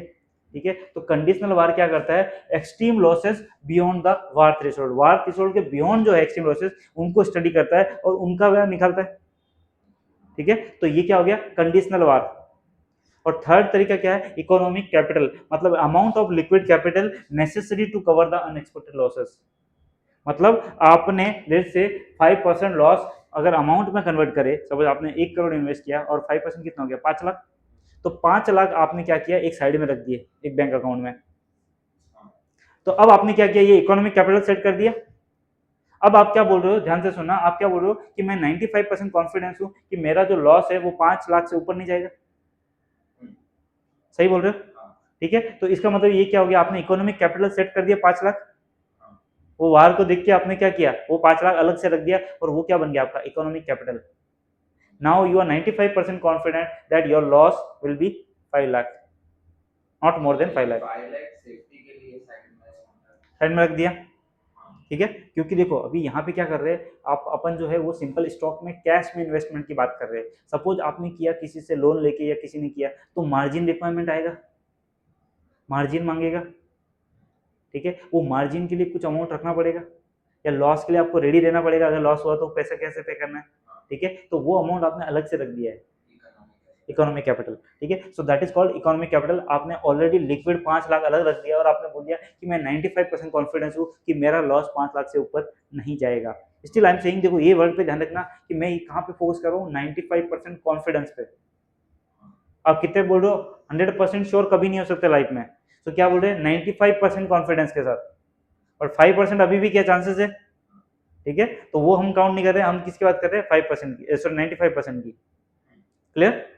और अगर 100% श्योर रहेंगे तो इकोनॉमिक कैपिटल की कोई जरूरत नहीं, 100% श्योर तो हो ही नहीं सकते ना, कैसे होंगे, क्योंकि 100% श्योर होना मतलब क्या, आपको सब पता है कि फ्यूचर में क्या होने वाला है, वो नहीं प्रेडिक्ट कर सकते। अब आपने किसी शेयर में इन्वेस्ट किया, क्या आप 100% श्योरिटी से बोल सकते हो कि ये शेयर कैसे बढ़ने वाला है? No. So that is why 100% is never in calculation, ठीक है। So that is what qualitative risk measures. Okay, now we come to the sorry, ये this was quantitative, this is now we'll go to qualitative। qualitative में क्या हो गया, scenario analysis करना। अब हमने क्या देखा कि ये जो क्वांटिटेटिव है, इनके कहीं ना कहीं डिसएडवांटेज है। डिसएडवांटेज क्या है कि ये टेल वाला जो सिनेरियो है उसको नहीं देखते हैं, और दूसरा क्या है, अगर फ्यूचर में कोई इवेंट, जैसे कोविड तो पास्ट में हुआ ही नहीं है, कोविड पहले कहाँ आया, कोई 100 ईयर्स में ऐसा कोई इवेंट एक आध बार होता है, फिर नियर पास में कभी नहीं आया, पर फिर भी आया तो चेंजेस हो गए, तो ये सब सिनेरियो तो वार में देखेगा ही नहीं, यस और नो। तो आपको अगर वैसे सिनेरियो स्टडी करना है तो आपको क्या करना पड़ेगा, सिनेरियो एनालिसिस। तो सी बार में आपने बोला ना कि करके वो टेल रिस्क पूरा ऑब्जर्व करते हैं, तो हो गया। टेल रिस्क ऑब्जर्व करते हैं, बट फिर भी किस पे है, ये जो है फ्यूचर में अगर कोई ऐसा इवेंट हुआ उसका कैसे पता चलेगा आपको, कि ऐसा आपको मन गढ़ इवेंट बनाना है, यानी आपको कैसा है, आपको कोई सिनेरियो देखना है, वो सिनेरियो में क्या होगा ये देखना है, कि सपोज जैसे कि एग्जांपल मैं बताता हूँ आपको, क्या हुआ कि आपको ये देखना है कि अगर आरबीआई ने आया और कल से 200% सॉरी 200 बेसिस का रेट बढ़ा दिया, यानी 2% से रेट बढ़ा दिया सीधा, तो मेरा पोर्टफोलियो में क्या होगा, ये आपको एनालिसिस करना है। आप फंड मैनेजर हो, आपके पोर्टफोलियो में सभी चीजें, फिक्स इनकम है, इक्विटी है, सब चीजें हैं, ठीक है। आपको एनालिसिस करना है कि कल को यूएस ने 100% टैरिफ लगा दिया और आरबीआई ने 2% से रेट बढ़ा दिया, 2% से, 2% इज ह्यूज, ठीक है। सो 2% से रेट बढ़ा दिया तो मेरे पोर्टफोलियो को क्या होगा, तो वार आपको आंसर नहीं दे पाएगा, क्योंकि ऐसा कभी हुआ ही नहीं होगा 2% का रेट बढ़ा है पास्ट में, तो आपको क्या करना पड़ेगा, सिनेरियो एनालिसिस। आप सिनेरियो बना रहे हो, या आपने बोला कि एकदम से आरबीआई ने 5% से रेट कट कर दिया, तो ये भी सिनेरियो, तो ये क्या हो गया, सिनेरियो एनालिसिस, ठीक है। ये assumption है। Assumptions, exactly. सो अजम्पशन पे आपका क्या होगा, वो आप टेस्टिंग कर रहे हो कि आपका पोर्टफोलियो को क्या होगा, ये क्या है, सिनेरियो एनालिसिस। और बाहर से पास्ट इवेंट को ऑब्जर्व पास्ट इवेंट को ऑब्जर्व करके डेटा बता रहा है कि क्या पॉसिबिलिटीज है, क्या इवेंट्स हुए थे, कैसे हुए थे, वो सब चीजें हो गई, ठीक है। और क्या है, स्ट्रेस टेस्टिंग। स्ट्रेस टेस्टिंग मतलब कोई एक जो वेरिएबल है उसको लेके बहुत ऊपर लेके जाओ, मतलब एक वेरिएबल को चेंज करो सिर्फ, और देखो कि इसको स्ट्रेस क्या हो, जैसे इंटरेस्ट रेट को एकदम बढ़ा दो 5% का 10% करके, देखो क्या हो रहा है, ठीक है। तो स्ट्रेस देना, स्ट्रेस मतलब एक एक जो पर्टिकुलर वेरिएबल है वो वेरिएबल को और एकदम एक्सट्रीम लेके जाना। स्ट्रेस नहीं देते कि हम पर्टिकुलर किसी चीज को टेस्टिंग करना है तो क्या करते हैं, पूरा स्ट्रेस देना, तो वैसे ही एक वेरिएबल को पूरा स्ट्रेस करो, बाकी को कांस्टेंट रखो और चेक करो कि क्या स्ट्रेस होगा, आपका पोर्टफोलियो कैसे बिहेव करेगा। तो that is called stress testing. Stress testing. देखो स्ट्रेस टेस्टिंग बेसिकली क्या हो गया, एक पर्टिकुलर वेरिएबल, अब आपका जो पोर्टफोलियो है उसको अलग अलग फैक्टर इंपैक्ट करेंगे, कोई इंटरेस्ट रेट हो गया, कोई जीडीपी ग्रोथ रेट हो गया, सब टाइप के हो गए, ठीक है। अब आपको क्या करना है, कोई एक फैक्टर को पकड़ना है और उसको स्ट्रेस करना है। स्ट्रेस करना मतलब कैसे हो गया, लेट्स से आपने जीडीपी ग्रोथ अभी 7% चल रही है, आपने अज्यूम किया कि अगर वो सडनली क्या हो गई 0% हो गए, तो मेरा पोर्टफोलियो कैसे बिहेव करेगा, डाउन हो जाएगा, तो ये आपको स्ट्रेस में आ गया। बाकी बाकी जो वेरिएबल है, बाकी जो भी वेरिएबल है वो आपने सेम रखे, सिर्फ एक वेरिएबल को एकदम स्ट्रेस कर दिया, 0% होना बहुत कम पॉसिबिलिटी है, बट फिर भी आपने टेस्टिंग किया, ठीक है। तो स्ट्रेस करना, एक पर्टिकुलर सिनेरियो को पूरा स्ट्रेस करना, एक पर्टिकुलर वेरिएबल को एकदम स्ट्रेस करके फिर टेस्टिंग करना, clear. So two types of parameters to be consider, historical और एस्टिमेटेड वेरिएबल्स। एस्टिमेटेड मतलब फ्यूचर वाले। अब तीसरा जो पार्ट है देखो, क्वालिटेटिव, क्वांटिटेटिव, क्वालिटेटिव। थर्ड क्या है, एंटरप्राइज रिस्क मैनेजमेंट। अब ये सबसे इंपॉर्टेंट चीज है समझना कि हमने क्या किया, यहाँ पे हम जो रिस्क की बात कर रहे हैं, इंडिविजुअल रिस्क की बात कर रहे हैं, ठीक है। अब जैसे बैंक है, बैंक में अलग अलग टाइप के रिस्क हो सकते हैं, क्रेडिट रिस्क है, मार्केट रिस्क है, ठीक है, बिजनेस रिस्क है, लीगल रिस्क है, ऑपरेशनल रिस्क है, किसी के एम्प्लॉय ने फ्रॉड कर दिया, कुछ कर दिया, ठीक है, रेपुटेशन रिस्क है, उसका नाम खराब हो सकता है, ठीक है। तो ये सब क्या अलग अलग रिस्क है, और अब इतने सारे डिपार्टमेंट में किसी में अलग टाइप का रिस्क होगा, किसी में अलग टाइप का रिस्क होगा, ठीक है। But at the and matter क्या ये भी तो करता है कि इंडिविजुअल लेवल पे एचडीएफसी बैंक के लेवल पे कितना रिस्क है टोटल में, और कौन सा रिस्क किसको कितना इम्पेक्ट कर रहा है, यस और नो। क्योंकि एचडीएफसी बैंक तो पूरा एक एंटिटी है ना, अगर एक उसमें तो अभी ऐसे तो 10-12 डिपार्टमेंट होंगे, हर एक बोलेगा, कोई बोलेगा मेरा ये रिस्क है, कोई बोलेगा मेरा वो रिस्क है। बट इंपॉर्टेंट क्या है, ये भी तो इंपॉर्टेंट है कि वो एट ए ग्रुप लेवल कौन सा रिस्क है। So that is called enterprise risk management at a enterprise level, at a company level जो रिस्क है वो कैसे बिहेव कर रहा है, यानी ये जो सब रिस्क है ये सब मिलके कैसे बिहेव कर रहे हैं, एचडीएफसी बैंक को कैसे इंपैक्ट कर रहे हैं। जैसे 5% market risk, 5% credit risk, total मतलब एग्जैक्टली सो किसी के पास मार्केट रिस्क है, किसी के पास ये रिस्क है, किसी के पास दूसरा रिस्क है, तो सब रिस्क मिलके एचडीएफसी बैंक को कैसे इंपैक्ट कर रहे हैं, ठीक है। तो वो आएगा enterprise risk management, a process by which risk is managed with in an organization, यानी हम ऑर्गेनाइजेशन लेवल पे सोच रहे हैं यहाँ पे, क्लियर। इंस्ट्रूमेंट वाइज वगैरह नहीं बोल रहे हैं, हम बोल रहे हैं कि सब इंस्ट्रूमेंट, अभी एचडीएफसी के बैंक के पास ट्रेजरी भी होगा तो ट्रेजरी में रिस्क रहेगा, एचडीएफसी बैंक के पास लोन डिपार्टमेंट वहां पे भी रिस्क है, तो और भी डिपार्टमेंट है वहां पे भी अलग अलग टाइप के रिस्क होंगे, तो सब मिलके एचडीएफसी बैंक यानी ऑर्गेनाइजेशन लेवल पे कैसे मैनेज हो रहा है वो चीज यहाँ पे कंसिडर होती है, that is called enterprise risk management. Private हाँ, प्राइवेट लाइन प्राइवेट और पब्लिक से नहीं, हम बोल रहे हैं ऑर्गेनाइजेशन लेवल पे, पब्लिक और प्राइवेट से कोई लेना देना नहीं है, ठीक है। किस पे, ऑर्गेनाइजेशन लेवल पे, एचडीएफसी बैंक ले लो या एसबीआई ले लो, ऑर्गेनाइजेशन लेवल पे कितना रिस्क है, कहाँ है, क्या है, वो सब स्टडी करना किसमें आएगा, एंटरप्राइज रिस्क मैनेजमेंट में, क्लियर, ओके। इसके बारे में थोड़ा और जान लेते हैं। सो ये क्या हो गया, एंटरप्राइज वाइड प्रोसेस, एंटरप्राइज मतलब पूरे ऑर्गेनाइजेशन लेवल का प्रोसेस हो गया ये, ठीक है। अब risk is managed at the organization level, not in isolated departments. यहाँ पे हम पूरा, लेट्स से एचडीएफसी बैंक या एसबीआई का एग्जांपल ले लो, एसबीआई के लेवल पे पूरा देख रहे हैं रिस्क और फिर वहां पे मैनेज कर रहे हैं, ठीक है। ये ऐसा क्यों बोल रहे हैं कि हो सकता है एक डिपार्टमेंट का रिस्क हो, दूसरे डिपार्टमेंट का अपोजिट रिस्क हो, तो ऑर्गेनाइजेशन लेवल पे कट हो रहे हैं दोनों, समझ रहे हो। कि जैसे कि अब जैसे एक एग्जांपल लेते हैं कि एसबीआई को एक काउंटर पार्टी से पैसा लेना है, ठीक है। एसबीआई में दो डिपार्टमेंट है, ए और बी। ए को क्या है, एक्स ए को पैसे देने वाला है, एक्स जो है वो ए डिपार्टमेंट को पैसे देने वाला है, और जो बी डिपार्टमेंट है वो एक्स को पैसे देने वाला है, ठीक है। एक्स जो है वो ए डिपार्टमेंट को पैसे देने वाला है, एक्स देगा ए को, और यहाँ पे क्या होगा, बी देगा एक्स को, ठीक है। अब ऐसे देखोगे तो डिपार्टमेंट लेवल वाइज देखे तो इसका रिस्क हो गया इधर, और इधर रिस्क हो गया, क्योंकि एक्स देने वाला तो क्रेडिट रिस्क है, कल को पेमेंट नहीं दिया तो। बट आप ऑर्गेनाइजेशन लेवल पे देखो तो दोनों क्या हो रहे हैं, कट हो रहे हैं। तो इसीलिए कंबाइन रिस्क देखना बहुत जरूरी है। सपोज दोनों का 1-1 करोड़ का पेमेंट है, लेट से 1 करोड़ का पेमेंट है, या लेट से इसका 2 करोड़ है और इसका 1 करोड़ है। अब क्या हो गया, 2 करोड़ क्या है एसबीआई को देना है, और 1 करोड़ एसबीआई को क्या है लेना है, तो रिस्क कम है। बट अगर आप सिर्फ ऐसा देखोगे, ये ए वाला डिपार्टमेंट क्या सोचेगा, मेरा तो 1 करोड़ का एक्सपोजर है, वैसा, क्लियर।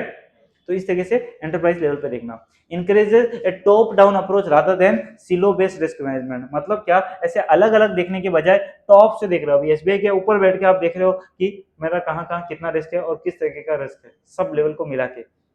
अब देखो फंडामेंटल यही समझो कि यहाँ पे कंबाइन लेवल पे देखा जा रहा है, ऑर्गेनाइजेशन लेवल पे, क्लियर है, ओके। क्यों, risk are interconnected, a single risk can impact the multiple division simultaneously, ठीक है। अगर एक्स एंटिटी डूबा तो दोनों को इंपैक्ट कर सकता है, ए और बी को, यस। सो सिमिलरली अगर किसी एक को इंपैक्ट आता है तो मल्टीपल जो डिपार्टमेंट है वहां पे भी इंपैक्ट आ सकता है, क्लियर है। So the risk are interconnected, ERM looks at risk in relation to each other not independently. मतलब ईआरएम जो है वो कंबाइन लेवल पे देख रहा है, एक एक रिस्क को अलग अलग से नहीं देख रहा है, ऑर्गेनाइजेशन लेवल पे देख रहा है, ठीक है। बार बार हम वही पॉइंट पे स्ट्रेस कर रहे हैं कि ये रिस्क क्या है, हम ऑर्गेनाइजेशन लेवल पे देख रहे हैं, क्लियर।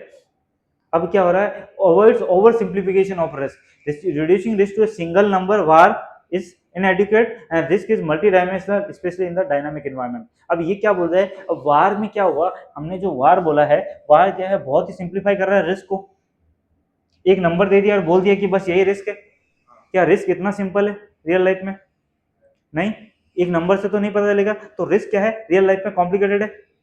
तो इसीलिए ईआरएम क्या करता है, ये ओवर सिंप्लीफिकेशन नहीं करता है, वो देखता है आगे जाके कि क्या है रिस्क, क्या है मल्टी डायमेंशनल है, अलग अलग टाइप से रिस्क आ सकती है। आगे हम देखेंगे टाइप्स ऑफ रिस्क, इसमें देखेंगे हम बिजनेस रिस्क भी हो सकता है और अपना लीगल रिस्क भी हो सकता है, ठीक है, और रेपुटेशनल रिस्क हो सकता है, ऑपरेशनल रिस्क हो सकता है, ठीक है। सो ये अलग अलग टाइप के रिस्क है और ये किसी भी एंगल से आ सकते हैं, किसी भी टाइप से आ सकते हैं, किसी भी कैटेगरी से आ सकते हैं। ये कैसे हमको पता चला, 2007 और 2009 का जो फाइनेंशियल क्राइसिस था, बेसिकली 2008 का, उसमें हमको पता चला risk can evolve rapidly and across different risk types. जैसे कि एग्जांपल देखो, अगर कोई एक बैंक डूबा और उसका एक्सपोजर सबके पास है, तो क्या सभी बैंक डूबेंगे कि नहीं डूबेंगे, और सभी को इम्पैक्ट आएगा? तो ये क्या है, रिस्क मल्टी डायमेंशनल हो गया। आप ये नहीं बोल सकते कि ये कैटेगरी हुआ तो ही ये होगा, ठीक है। अच्छा, ऐसा भी हो सकता है कि सपोज जो बैंक डूबा, आपका एक क्लाइंट है जिसने पूरा अकाउंट एक बैंक में रखा हुआ था और वो बैंक डूब गया, तो क्लाइंट का और क्लाइंट ने आपसे लोन लेकर रखा था, तो आपका भी एक्सपोजर डूब गया बिकॉज वो बैंक डूबा। अब आपको वो बैंक से कोई लेना देना नहीं है, बट फिर भी क्या हुआ, तो ये क्या है, multi dimensional risk can evolve from any direction, ठीक है। And multiple perspectives are needed to understand the true risk exposure. ये किस में हम देख रहे हैं, एंटरप्राइज रिस्क मैनेजमेंट में। क्लियर है? ओके, अब और कुछ एस्पेक्ट देखते हैं हम। दिस इज क्या है, combination of analysis and judgement. ERM में क्या है, हमको दोनों चाहिए, statistical model and quantitative tools, और क्या चाहिए, professional judgement and experience of risk manager. इसमें एक्सपीरियंस भी चाहिए, क्योंकि रिस्क ऐसा चीज है कि डेफिनेटली इसमें क्वांट्स इन्वॉल्व है, मैथमेटिक्स इन्वॉल्व है, पर एट द एंड क्या है, जजमेंट भी चाहिए, क्योंकि हम बात यहाँ पे पास्ट की नहीं कर रहे हैं, बात हम किसकी कर रहे हैं, फ्यूचर की कर रहे हैं। और फ्यूचर में क्या है, सब चीजें uncertain, everything is uncertain. Okay, so strategic focus of ARM क्या रहेगा, the ultimate goal is to integrate risk management with what, business strategy.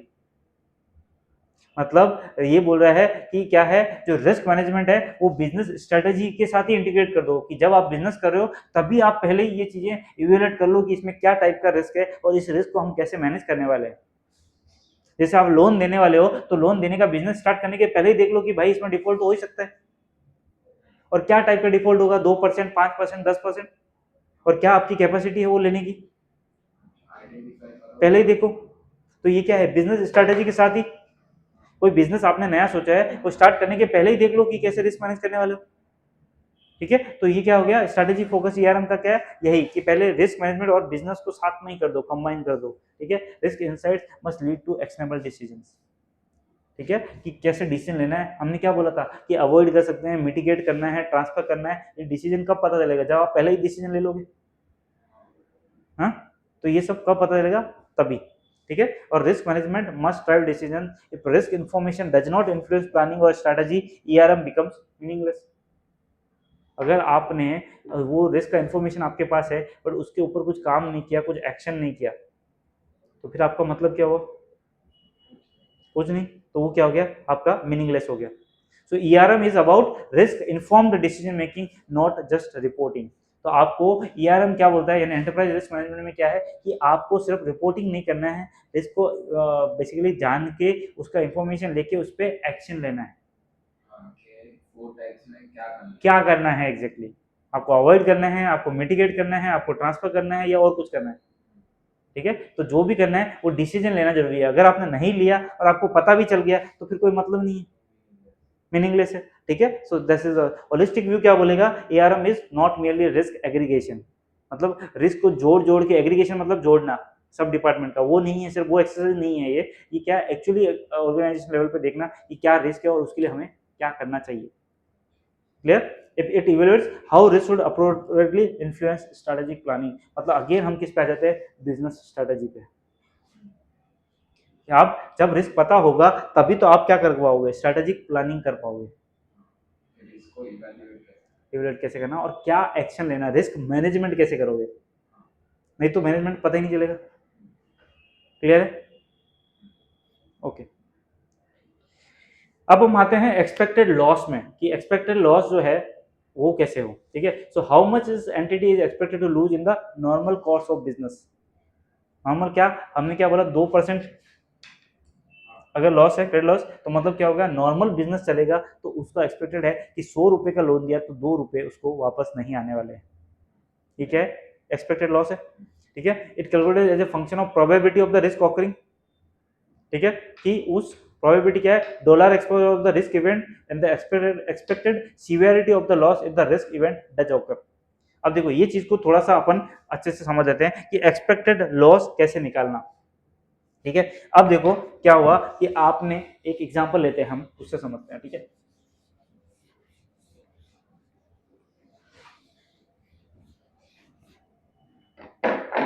अब क्या हुआ कि आपको देखो आपने क्या किया, 100 रुपए का लोन दिया।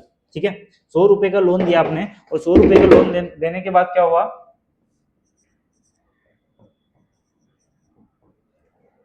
ठीक है, अब इसका क्या है, प्रोबेबिलिटी ऑफ डिफॉल्ट 2% ले लो, और प्रोबेबिलिटी ऑफ डिफॉल्ट है 2%। अगर प्रोबेबिलिटी डिफॉल्ट हुआ तो कितना लॉस होगा, 2 रुपीज नहीं, 2 रुपीज नहीं। देखो कैसा हो गया कि आपने क्या किया था, जब ये लोन दिया था इसमें क्या किया था, कोलेट्रल लिया हुआ था। कोलेट्रल मतलब जैसे हाउसिंग लोन हो गया, तो आपने होम दिया हुआ था साथ में लोन के चक्कर में, तो डिफॉल्ट हुआ फिर भी आप घर बेच सकते हो, बेच सकते हो। जैसे कार लोन है, कार लोन आपने 100 रुपए का दिया, भले डिफॉल्ट का प्रोबेबिलिटी 2% है, पर अगर डिफॉल्ट किया तो कार बेच सकते हो, तो आपको कुछ पैसा तो वापस मिलेगा, मिलेगा कि नहीं मिलेगा। तो भले ही प्रोबेबिलिटी ऑफ डिफॉल्ट कितना है, 2% है, और आपने एक्सपोजर कितना लिया है, 100 का लिया है, बट लॉस गिवन डिफॉल्ट कितना होगा, लेट्स से 10%। आपने 10 लाख का लोन दिया, 100 रुपए का लोन दिया ना, तो हो सकता है कि जो हाँ अमाउंट का आपने कोलेटरल लिया है उसमें 10 रुपए कम करके बेचना पड़े। समझ में आया बात, नहीं समझ में आया? कि देखो आप जब आपने जो कोलेटरल लिया है कार का, वो जब आप बेचने जाओगे हो सकता है आपको जो प्राइस मिलना चाहिए वो ना मिले, क्योंकि आप इमरजेंसी में जा रहे हो। ठीक है, तो आपको थोड़ा 10% का लॉस लेना पड़े उस पर। ठीक है, 1% ही return yes, loss given default, अगर डिफॉल्ट हुआ तो लॉस कितना होगा, समझ में आया? तो ये क्या हो गया, loss given default, LGD, loss given default. ये क्या है, प्रोबेबिलिटी ऑफ डिफॉल्ट, और ये क्या हो गया, एक्सपोजर एट डिफॉल्ट। ठीक है, सो ईडी हो गया एक्सपोजर एट डिफॉल्ट। आपने 100 रुपए लिया, उसमें प्रोबेबिलिटी कितना है डिफॉल्ट होने का, 2%, और एलजीडी कितना हो गया, 10%, कि अगर डिफॉल्ट हुआ तो कितना लॉस होने वाला है आपको, 10% का। तो अगर आप तीनों को मल्टीप्लाई करोगे तो आपको क्या आ जाएगा, expected loss, loss given default, कि आपको डिफॉल्ट हो गया, उसने डिफॉल्ट कर दिया तो आपको कितना लॉस होगा। अब देखो हम क्या बोल रहे हैं कि 100 रुपए के लोन दिया आपने, सबको 1-1 रुपए का लोन दिया, सबके सामने कोलेटरल लिया होगा, कोलेटरल लिया है सपोज, या कुछ और लिया है, सिक्योरिटी कुछ तो लिया होगा आपने। ठीक है, अब लिया, वो सिक्योरिटी लिया है, और वो सिक्योरिटी अगर उसका डिफॉल्ट रेट है 2%, ये तो हो गया डिफॉल्ट रेट, कि इसमें से देखो 100 इंटू 2 यानी 2 रुपए का डिफॉल्ट हो गया। अब 2 रुपए के सामने 2 रुपए का सिक्योरिटी है, बट आप जब मार्केट में बेचने गए तो आपको क्या हुआ, वो उसका 9 मतलब लेट्स से 90% वैल्यू ही मिला,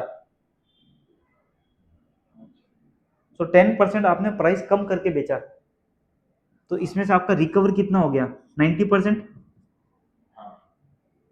अब समझ में बात, 2 रुपए का आपने कोलेटरल लेकर रखा है। ठीक है, 2 रुपए का कोलेटरल जो लिया है, जब आपने बेचने गए तो पूरे 2 रुपए तो नहीं मिले, लेट्स से आपको थोड़ा कम मिला, तो कम मिला तो आपको 90% वैल्यू मिल गया, 10% लॉस हो गया आपका। सो एट द एंड आपका लॉस कितना हुआ, 0.2 रुपीज। अब समझ में आया? तो ये क्या हो गया, ये हो गया एक्सपेक्टेड लॉस। सो एक्सपेक्टेड लॉस को हमने कैसे निकाला, देखो एक्सपेक्टेड लॉस को हमने क्या निकाला, प्रोबेबिलिटी ऑफ डिफॉल्ट, ठीक है, एक्सपोजर एट डिफॉल्ट, ईएडी बोल सकते हैं, और ये क्या है, लॉस गिवन डिफॉल्ट। क्लियर? तो देखो 100 रुपए के लोन दिए, 2% लोगों ने डिफॉल्ट किया, मतलब 2 रुपए का लॉस होना चाहिए था, पर आपने कुछ सामने लेके रखा है, कुछ तो तरीके आपके पास निकालने का, पर आप पूरा नहीं निकाल पाए। आप कितना निकाल पाए, 90% ही निकाल पाए, मतलब 10% एग्जैक्टली आपके जेब से गया। तो ये क्या हो गया, ये आपका एक्सपेक्टेड लॉस हो गया, ये फाइनल लॉस है, ये फाइनल लॉस है। क्यों? क्योंकि देखो आप बोलोगे 2 रुपए का लॉस हुआ, यस 2 रुपए का हुआ, बट उसके सामने आपके पास क्या था, 1.8 रुपीज के चीजें थी, वो आपने बेच के भरपाई कर लिया, बट जो ये 0.2 रुपीज है ये नहीं हुआ।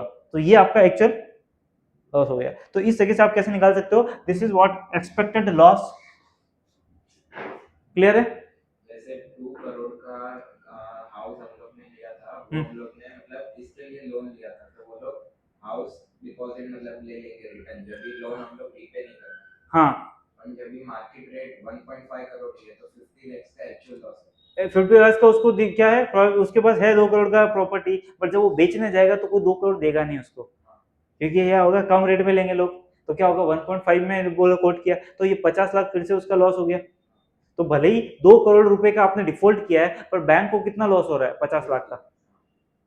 क्यों? क्योंकि बैंक को जो 1.5 करोड़ है वो तो मिल गया वापस, तो 50 लाख का उसकी जेब से लॉस हो गया। तो 0.2 रुपीस है वो जो 50 लाख है। Yes, that is exact. और जो जैसे 2 करोड़ का आपको लोन दिया, वैसे ही बैंक ने रेट से 1000 करोड़ का लोन दिए होंगे सबको, तो वो क्या है 100 रुपए। ठीक है, उसमें से एक जन ने डिफॉल्ट किया 2 करोड़ वाले ने, तो ये दोनों को मिला के 2 रुपए का डिफॉल्ट, 2 करोड़ का डिफॉल्ट हो गया। 2 करोड़ का जो डिफॉल्ट हो उसमें से आप बोल रहे हो कि लेट्स से 1.5 करोड़ ही मिला, 50 लाख लॉस हो गया, तो ये 50 लाख, ये 10% हो गया, तो ये यहाँ पे आ जाएगा 2.2। क्लियर है? So this is what expected loss. So expected loss कैसे निकालेंगे, ये देखो, probability of default into what, exposure at default and loss given default. Clear है? अभी कोई डाउट है? EAL ले लो उसको, एक्सपोजर डिफॉल्ट को EAL लिखा है,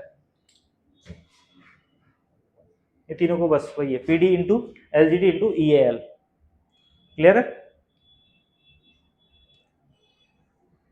लॉस LGD मतलब ये 10%, LGD मतलब 10%, 50 लाख डिवाइड बाई 2 करोड़, सो कितना हो गया आपका, 50 लाख डिवाइड बाई 40%, नहीं 25%, तो 25% is your loss given default आपके वो 2 करोड़ वाले एग्जाम्पल में। सो 25% इज व्हाट, LGD। क्लियर? अब आते हैं हम अनएक्सपेक्टेड लॉस सिनेरियो में। सो हमने ये क्या देखा, ये तो हमारा एक्सपेक्टेड वाला है। सो अब अनएक्सपेक्टेड में क्या हो गया कि आपका जो है वो बेसिकली क्या हुआ कि आपने लोन दिया, लेट से हाउसिंग सेक्टर को ही दिया, ठीक है, बट हाउसिंग सेक्टर को लोन दिया,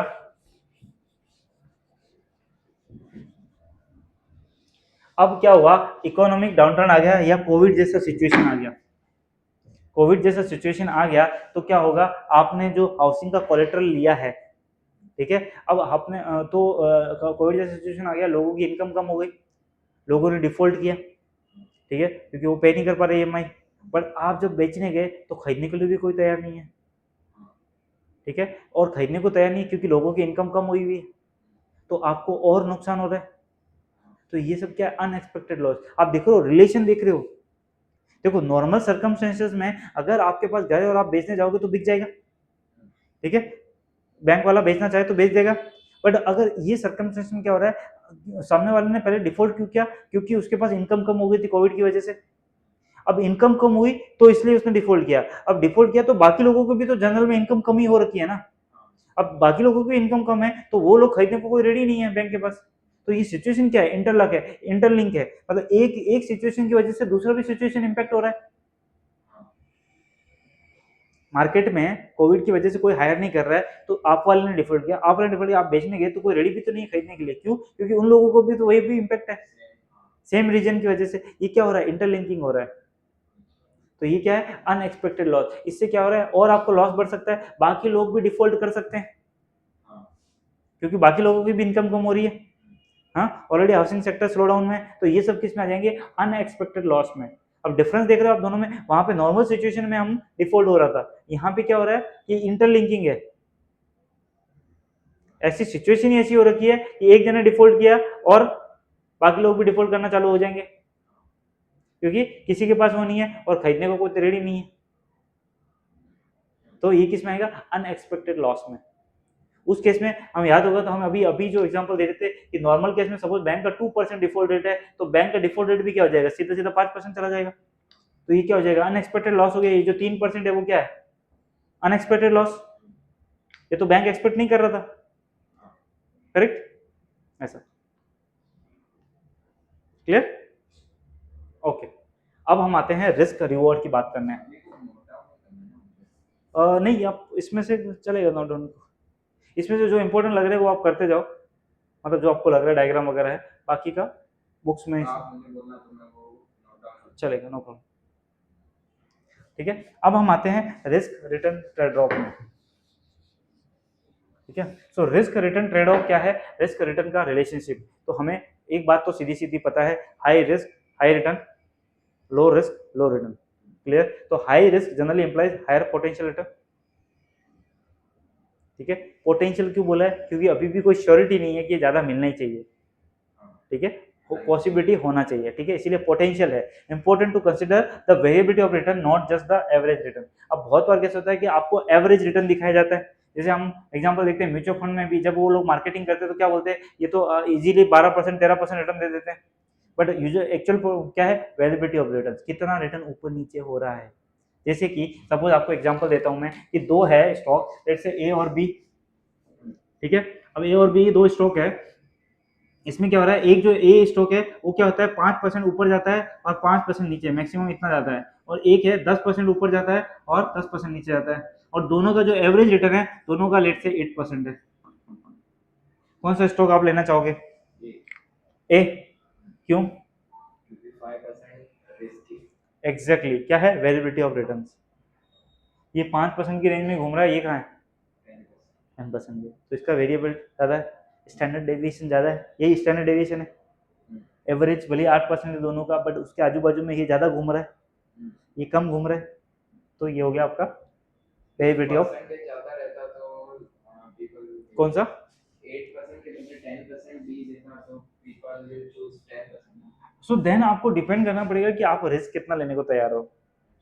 वो डिपेंड करना पड़ेगा कि आप जितना रिस्क ले रहे हो, यानी जितना वैल्यू बढ़ा रहे हो, क्या उसके अकॉर्डिंगली आपको रिटर्न मिल रहा है। ठीक है, सो वो पैरामीटर्स हमको देखना पड़ेगा, रिस्क एडजस्टेड रिटर्न देखना पड़ेगा हमें।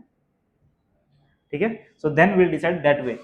बट यहाँ पे हम सिर्फ बात कर रहे हैं वेरिएबिलिटी ऑफ का रिटर्न का। सो वेरिएबिलिटी ऑफ द रिटर्न क्या है, नॉट जस्ट एवरेज रिटर्न नहीं देखना है, हमें क्या देखना है कि ये जो रिटर्न है वो वेरिएबल कितना हो रहा है। इसलिए हम स्टैंडर्ड डेविएशन देखते हैं। तो स्टैंडर्ड डेविएशन हमें क्या दिखाता है कि एवरेज के आजू बाजू में कितना वेरी हो रहा है। यस और नो? तो जब नॉर्मल डिस्ट्रीब्यूशन है, नॉर्मल डिस्ट्रीब्यूशन ऐसा है, तो ये क्या हो गया, ये एवरेज है।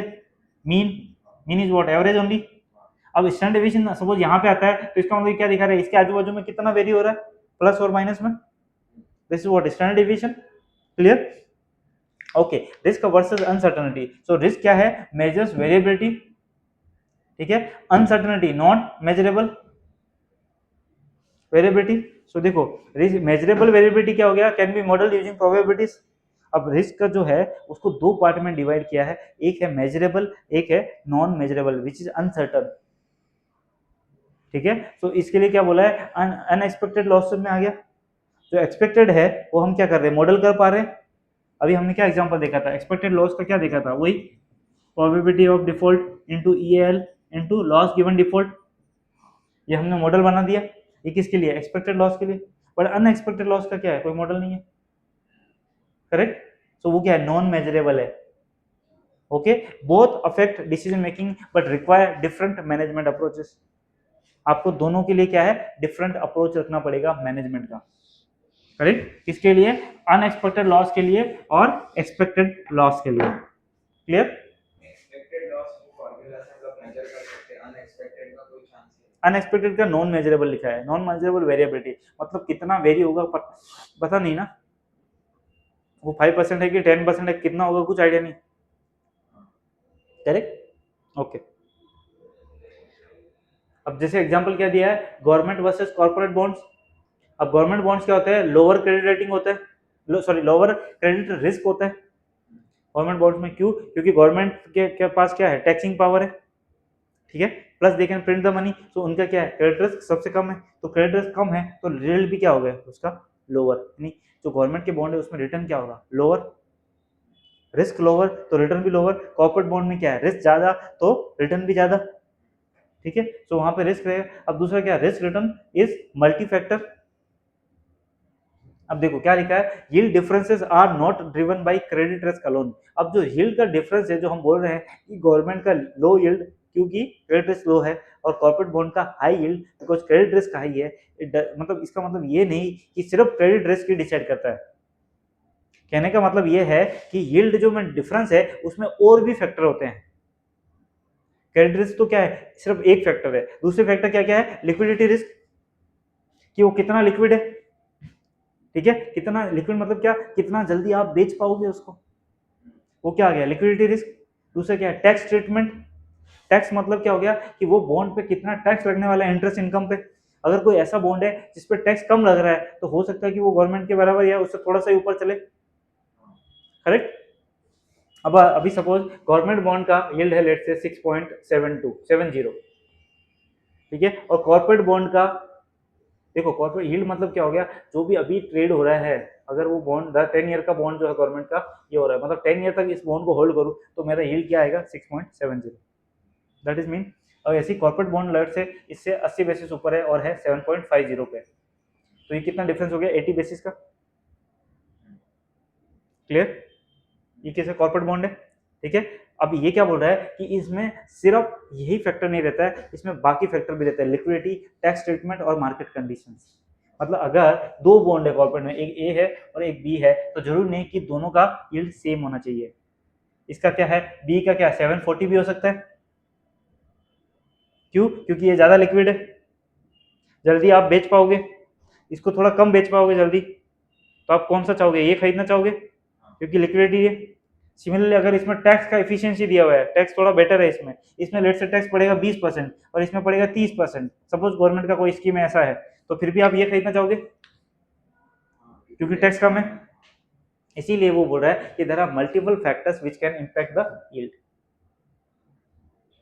कॉर्पोरेट में डिफरेंट सेक्टर। यस, सो अलग अलग चीजें रहेगी, ओवरऑल बॉन्ड यील्ड में अलग अलग फैक्टर है जो इम्पैक्ट करेंगे, यानी लिक्विडिटी हो सकता है, टैक्स हो सकता है, मार्केट कंडीशन हो सकता है, कुछ भी हो सकता है जो इम्पैक्ट करे,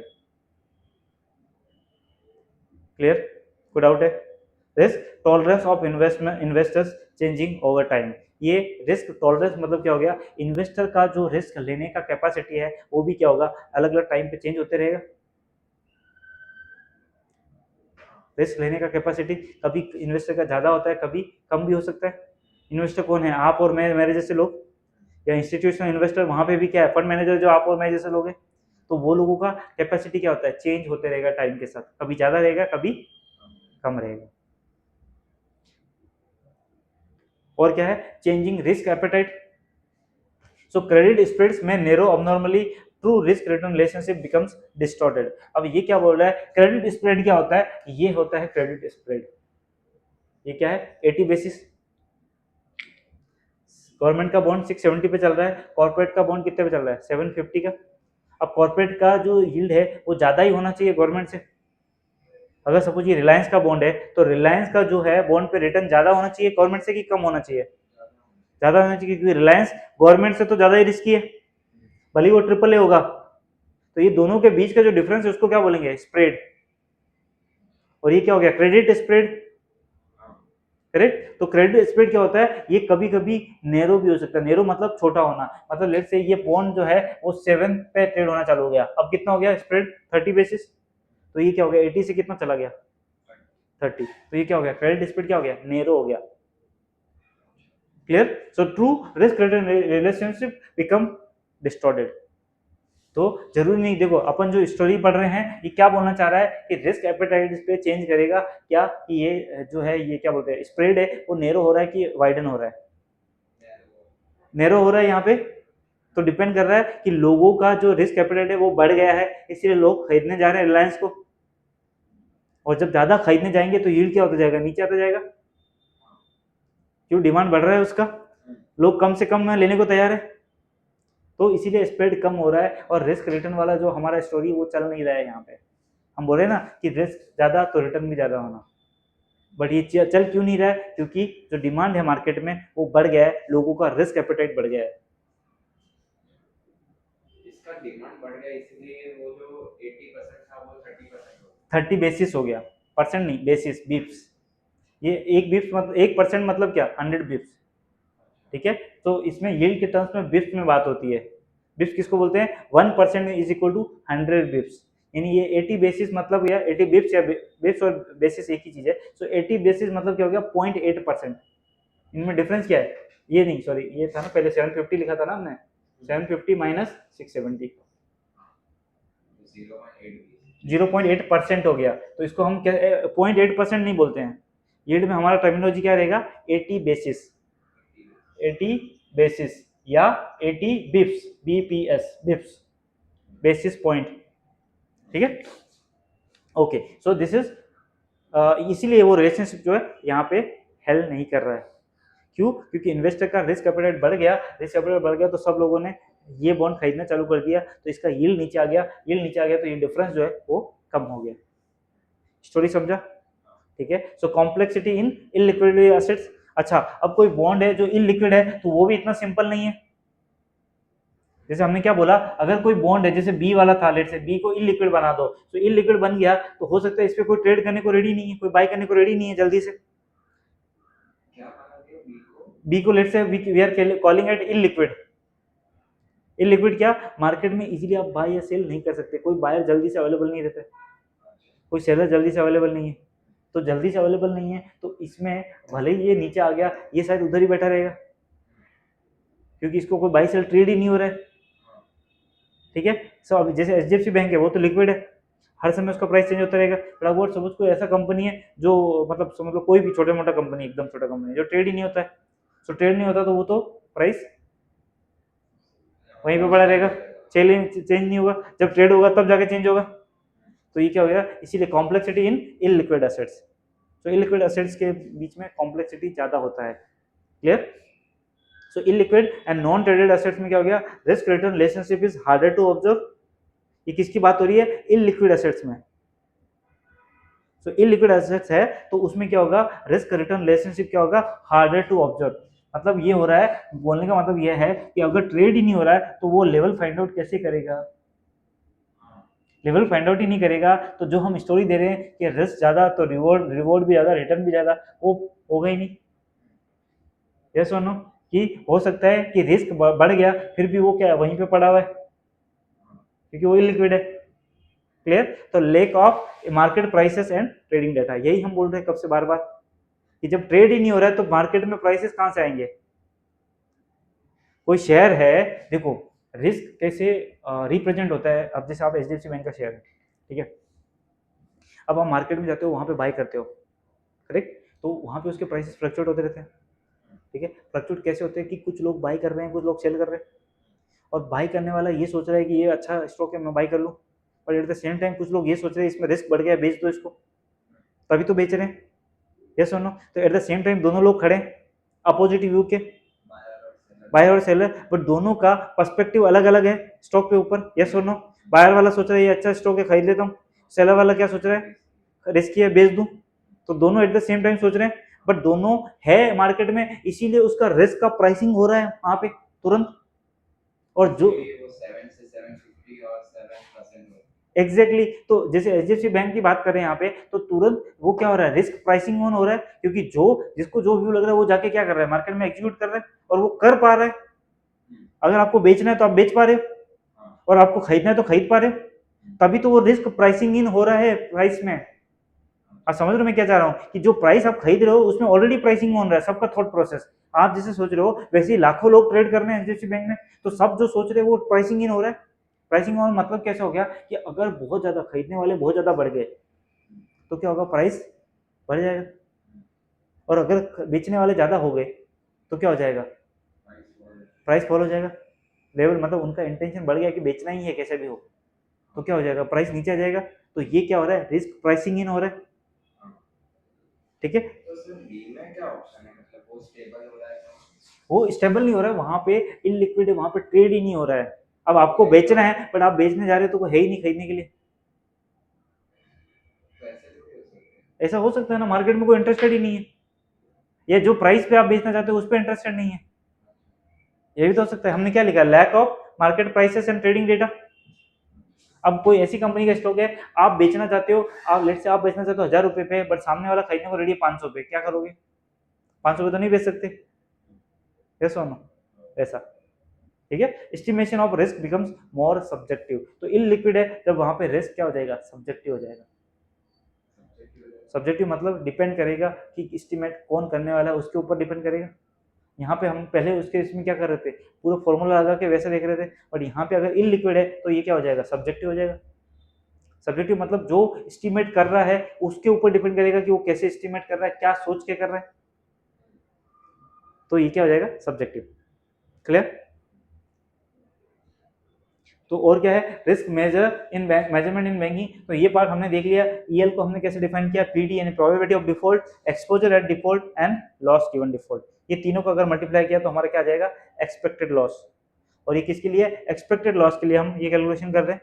ठीक है, तो आइडेंटिफाई क्या लॉस करना क्या है, पीडी कैन बी इन्फ्लुएंस, जो प्रोबेबिलिटी ऑफ डिफॉल्ट है, प्रोबेबिलिटी ऑफ डिफॉल्ट, ये किससे मतलब इंपैक्ट होगा, पहला फैक्टर क्या है, इंटरनल फैक्टर्स, सेल्स कैसा है, कॉस्ट प्रेशर कैसे हैं वैसे। ठीक है, दूसरा क्या होगा, एक्सटर्नल फैक्टर्स यानी trade slow down, tax policy, ये सब भी हो सकते हैं, जिसकी वजह से प्रोबेबिलिटी ऑफ डिफॉल्ट क्या हो सकता है, कम हो सकता है या ज्यादा हो सकता है। ठीक है, loss drivers are numerous and interconnected, अब लॉस ड्राइवर कुछ भी हो सकता है प्रोबेबिलिटी ऑफ डिफॉल्ट में। ठीक है, कुछ भी हो सकता है, और ये सब फैक्टर्स क्या हो सकते हैं, इंटरकनेक्टेड भी हो सकते हैं। ऐसा कुछ नहीं कि एक पर्टिकुलर फैक्टर इतना इंपैक्ट करने वाला है, it could be multi factor. Yes और नो? ठीक है, इसमें रोल ऑफ एआई और मशीन लर्निंग क्या है, analyse the large data sets. अब प्रोबेबिलिटी ऑफ डिफॉल्ट अपन ने कैसे निकाला था कि लास्ट लेट से 5 ईयर में 2% का डिफॉल्ट है अपने एग्जांपल में, तो हमने 2% लिया। तो वैसे ही आप एआई और मशीन लर्निंग को यूज करके और लार्ज डेटा सेट देख सकते हो, जैसे 10 सालों का डेटा देख लिया आपने, वहां से आप चेक कर सकते हो कि कितना प्रोबेबिलिटी ऑफ डिफॉल्ट हुआ। Identify economically significant loss drivers, economically कौन कौन से फैक्टर है जो ये प्रोबेबिलिटी ऑफ डिफॉल्ट बढ़ा सकते हैं। ठीक है, और क्या है, improve monitoring and early warning systems, कि अगर प्रोबेबिलिटी ऑफ डिफॉल्ट धीरे धीरे बढ़ रहा है तो आपको पता होना चाहिए। अब एग्जांपल क्या है, जैसे देखो इलेक्शन वगैरह आता है तो स्टेट गवर्नमेंट क्या करती है, फार्मर लोन को वेवियर करती है, हम लोन का वेवियर करती है कि नहीं करती है, कि इतना लोन माफ किया, इतना लोन माफ किया। इलेक्शन जब आता है करती है ना गवर्नमेंट, कि 50,000 तक के लोन माफ किए। तो इससे क्या हो सकता है कि जो लोग फार्मर लोन पे करने वाले थे उनका भी जो बिहेवियर है वो बिगड़ सकता है। क्यों, उनको लगेगा कि गवर्नमेंट तो माफ कर रही है। यस और नो? तो इससे क्या हो सकता है, प्रोबेबिलिटी ऑफ डिफॉल्ट बढ़ सकता है। जो जेन्युइनली पे करने वाला था वो भी क्या सोचेगा, क्यों पे करूं, तो ये क्या हो जाएगा, प्रोबेबिलिटी ऑफ डिफॉल्ट बढ़ सकता है। क्लियर? तो इस तरीके से ये इकोनॉमिकली सिग्निफिकेंट लॉस ड्राइवर क्या क्या हो सकते हैं, तो ये भी एक फैक्टर हो सकता है। और ऐसे बैंक को नुकसान भी होता है क्योंकि क्रेडिट बिहेवियर क्या होता है, गलत होता है, रॉन्ग चला जाता है। इससे लोग क्या सोचते हैं कि कुछ फर्क नहीं पड़ेगा। ठीक है, तो ये सब फैक्टर के इसमें कौन हेल्प कर सकता है, अपना एआई और मशीन लर्निंग।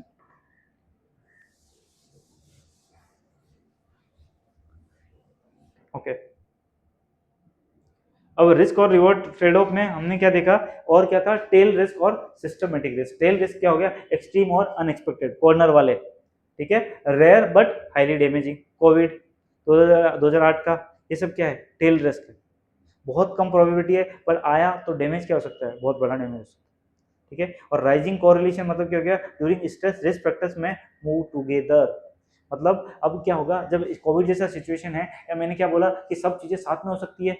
साथ में ऐसे हो गई कि जैसे देखो बैंक का तब क्या हो रहा है कि लोग है ना लोन भी कम ले रहे हैं। ठीक है, उनका इनकम भी कम हो गया तो डिफॉल्ट भी बढ़ेगा, डिफॉल्ट भी बढ़ेगा। नहीं नहीं, लोन कम से नहीं बोल रहा हूँ मैं, ये बोल रहा हूँ कि कोविड में अगर इनकम कम हुआ तो लोगों का डिफॉल्ट बढ़ेगा, फिर वो वैसा सर्कल बन जाएगा पूरा। और ठीक है, तो इस तरीके से को रिलेटेड हो सकती है रिस्क, यानी लोन डिफॉल्ट ज़्यादा होंगे। और फिर और अगर देखो उससे क्या होगा कि और धीरे धीरे कैसा होगा कि जैसे डिफॉल्ट होना चालू हुआ है, ठीक है, तो डिफॉल्ट होना चालू हुआ तो बैंक के पास भी क्या होगा, पूरा इन्वेंट्री बिल्डअप हो रहा है। अब बैंक क्या करेगा, हो सकता है बैंक भी अपने लोगों को निकालना चालू करे धीरे धीरे। बैंक निकालना चालू करेगा तो और डिफॉल्ट होना चालू हो जाएंगे, क्योंकि उन्होंने जो एम्प्लॉय को निकाला वो भी क्या हो रहा है, और कहीं से लेकर रखा है। अब और क्या हुआ, जैसे जैसे इकोनॉमिक स्लो डाउन आया, जो लोग एक्सपेंसेस बाहर करते थे, यानी आप होटल में खाना खाते थे वो सब करते थे, वो भी आपने कम कर दिए, तो वहां पे भी जॉब लॉसेस हो रहे हैं। तो ये कैसा सर्कल बनते जा रहा है, तो ये क्या हो गया, इंटरकनेक्टेड हो सकते हैं। तो ऐसे स्ट्रेस का सिनेरियो आया तो रिस्क फैक्टर्स में मूव टुगेदर, मतलब जो रिस्क फैक्टर आपको लग रहा है अलग अलग है, वो हो सकता है एक साथ बढ़ के बड़ा बन जाए। कर सकते हैं। जैसे क्रेडिट रिस्क, यहाँ पे हम लोन डिफॉल्ट की बात कर रहे हैं, हो सकता है कि मार्केट रिस्क भी कम हो जाए और जो घर का वैल्यू है वो भी कम हो जाए। तो घर का वैल्यू कम होना क्या हो गया, एक तरीके से मार्केट रिस्क हो गया, कोलेटरल क्या हो गया, वैल्यू कम हो गया, तो आपको वहां पे भी लॉस हो रहा है और डिफॉल्ट भी कर रहा है, यानी क्रेडिट रिस्क भी हो रहा है। तो क्रेडिट रिस्क और ये दोनों रिस्क आपके साथ में आ गई। लोन भी पे नहीं कर पा रहे और जो और जब आप बेचने जा रहे हो तो कोई खरीदने को तैयार नहीं, तो उसका वैल्यू और कम हो रहा है, तो दोनों साइड से नुकसान हो गया ना। तो ये क्या इंटरकनेक्टेड है। तो ट्रिगर्ड बाय बिहेवियरल शिफ्ट्स, यानी लॉन्ग टर्म बिहेवियर चेंज हो गया, industry wide trends, trend change हो गया, गवर्नमेंट इंटरवेंशन, वही बोला मैंने, लोन माफ करना या ऐसा कुछ इंटरवेन कर रहा है गवर्नमेंट, ठीक है। टेक्नोलॉजिकल और फाइनेंशियल इनोवेशन, इनोवेशन या कुछ ऐसा टेक्नोलॉजी है उसकी वजह से भी ये कोरिलेशन बढ़ सकते हैं टेक्नोलॉजी से। कैसे, जैसे यूपीआई के जब पेमेंट बढ़े, अभी डिजिटल पेमेंट बढ़ गए, तो साइबर रिस्क क्या होगा, बढ़ेगा कि कम होगा। तो इस तरीके से टेक्नोलॉजी से किस तरीके से रिस्क पे इम्पैक्ट आ सकता है। अब हो सकता है 10 साल पहले साइबर रिस्क इतना बड़ा इशू नहीं था बैंक के लिए, बट अभी सबसे बड़ा इशू क्या होगा, साइबर रिस्क, स्कैम बढ़ रहे हैं इस तरह से, ठीक है। गवर्नमेंट जो आपने बोला 50,000 लोन माफ है, तो वो फिर इक्वली सबके लिए होगा, सबके लिए नहीं, मोस्टली पर्टिकुलर कैटेगरीज के लिए करती है, फार्मर्स के लिए करेगी या उसके लिए करेगी। उससे क्या होगा कि लोन का जो जो जो कस्टमर है उनका जो बिहेवियर है वो चेंज होता है, पैटर्न तो चेंज होगा ही ना। जो लोग, अब आपको लग रहा है, अभी एक बात बताओ, अगर आपको लग रहा है कि गवर्नमेंट अनाउंस करने वाली है तो आप लोन पे करोगे क्या, अगर आपका लोन बाकी है बैंक से, क्यों, आप वेट करोगे, कि कोई ऐसा अच्छा स्कीम आए और फ्री में हो जाए, बस वही, क्लियर, ठीक है। स्ट्रक्चरल अनसर्टेनिटी क्या हो गया, increasing frequency of tail events increases danger, ठीक है। और faster structural changes higher system fragility, तो मतलब ये हो रहा है कि अगर frequency of tail events increase होता है तो डेंजर भी इंक्रीज होगा, क्योंकि हमने क्या बोला, जो टेल इवेंट्स है उनका फ्रीक्वेंसी सबसे कम होता है, राइट। बट फ्रीक्वेंसी कम होता है, फ्रीक्वेंसी मतलब उनका प्रोबेबिलिटी आने का। हाँ कोविड का इवेंट कितनी बार आता है, बहुत है, बहुत है, पिछले अपने मेमोरी में है नहीं, तो मे बी 100 ईयर्स में एक बार आया होगा, तो उसका फ्रीक्वेंसी और प्रोबेबिलिटी दोनों कम है, ठीक है। बट अगर आया तो डेंजर क्या है, बहुत है। बस वही चीज है, क्लियर, ओके। सो अब क्या है, conflict of interest in the risk management, nature of conflict क्या क्या है, individual with best risk knowledge may exploit risk for personal gains and conceal risk to boost the short term profits. अब ये क्या है, अब देखो रिस्क में हमने क्या बोला था कि कहीं ना कहीं रिस्क को मैनेज करने के लिए आपको क्या चाहिए, वो पर्सनलाइज चाहिए, यानी कोई पर्सन मैनेज करेगा तो वहां पे क्या जजमेंट चाहिए उनका, यानी एमडी या जो भी टॉप लेवल के लोग हैं उनका जजमेंट चाहिए रिस्क मैनेज के लिए। बट वो लोग भी क्या एक्सपेक्ट कर सकते हैं पर्सनल गेन के लिए, पर्सनल गेन कैसे, कि अगर आपको लग रहा है कि आपको लेट से ये रिस्क है, आपको पता है, बट फिर भी आप वो बिजनेस में घुस रहे हो, क्योंकि आपको क्या होगा, उससे बोनस मिलेगा, रिस्क है तो मतलब लॉस होगा तो फिर बोनस, बोनस आपको शॉर्ट टर्म में अगर मिल रहा है। देखो ये कैसा है ना कि आपने अब ये सेगमेंट, कोई नया सेगमेंट चालू किया, नया बिजनेस लॉन्च किया, जो लॉस है वो हो सकता है मे भी 2 साल बाद आए, बाद में दिखेगा। ये क्या है, आपने लोन दे दिए, डिफॉल्ट कब होगा, लोन देते ही डिफॉल्ट होता है कि बाद में होता है, बाद में होता है। तो लोन आपने दे दिया उस सेगमेंट को, तो आपका तो दिखा अच्छा खासा, आपको बोनस मिल गया, तो ये शॉर्ट टर्म गेन के लिए आपने क्या किया है, कॉन्फ्लिक्ट ऑफ इंटरेस्ट हुआ है, ठीक है। तो इस तरीके की चीजें हो सकती है। Examples, managers manipulating stock prices for bonuses, वो स्टॉक प्राइस ऊपर गया तो उसको और बोनस मिलेगा, ऐसे टारगेट रहते हैं मैनेजमेंट को, ठीक है। तो ये सब इसमें आता है। 3 लाइन्स ऑफ डिफेंस मॉडल में क्या है, फर्स्ट लाइन ऑफ डिफेंस क्या है, front line employees and business managers responsible for risk identification and ownership. अच्छा, ये किसके लिए बोला गया है कि अगर रिस्क को आइडेंटिफाई करना है तो किस तरीके से करना है, उसके 3 बेसिकली लाइन ऑफ डिफेंस बताया। पहला क्या है, फ्रंट लाइन एम्प्लॉइज और बिजनेस मैनेजर्स, यानी जो फ्रंट एंड के लोग हैं उनको क्या करना, responsible for risk identification and ownership, यानी फ्रंट बोलने का मतलब ये है कि जो फ्रंट लाइन के जो एम्प्लॉय होते हैं उनको रिस्क का ज्यादा पता होता है।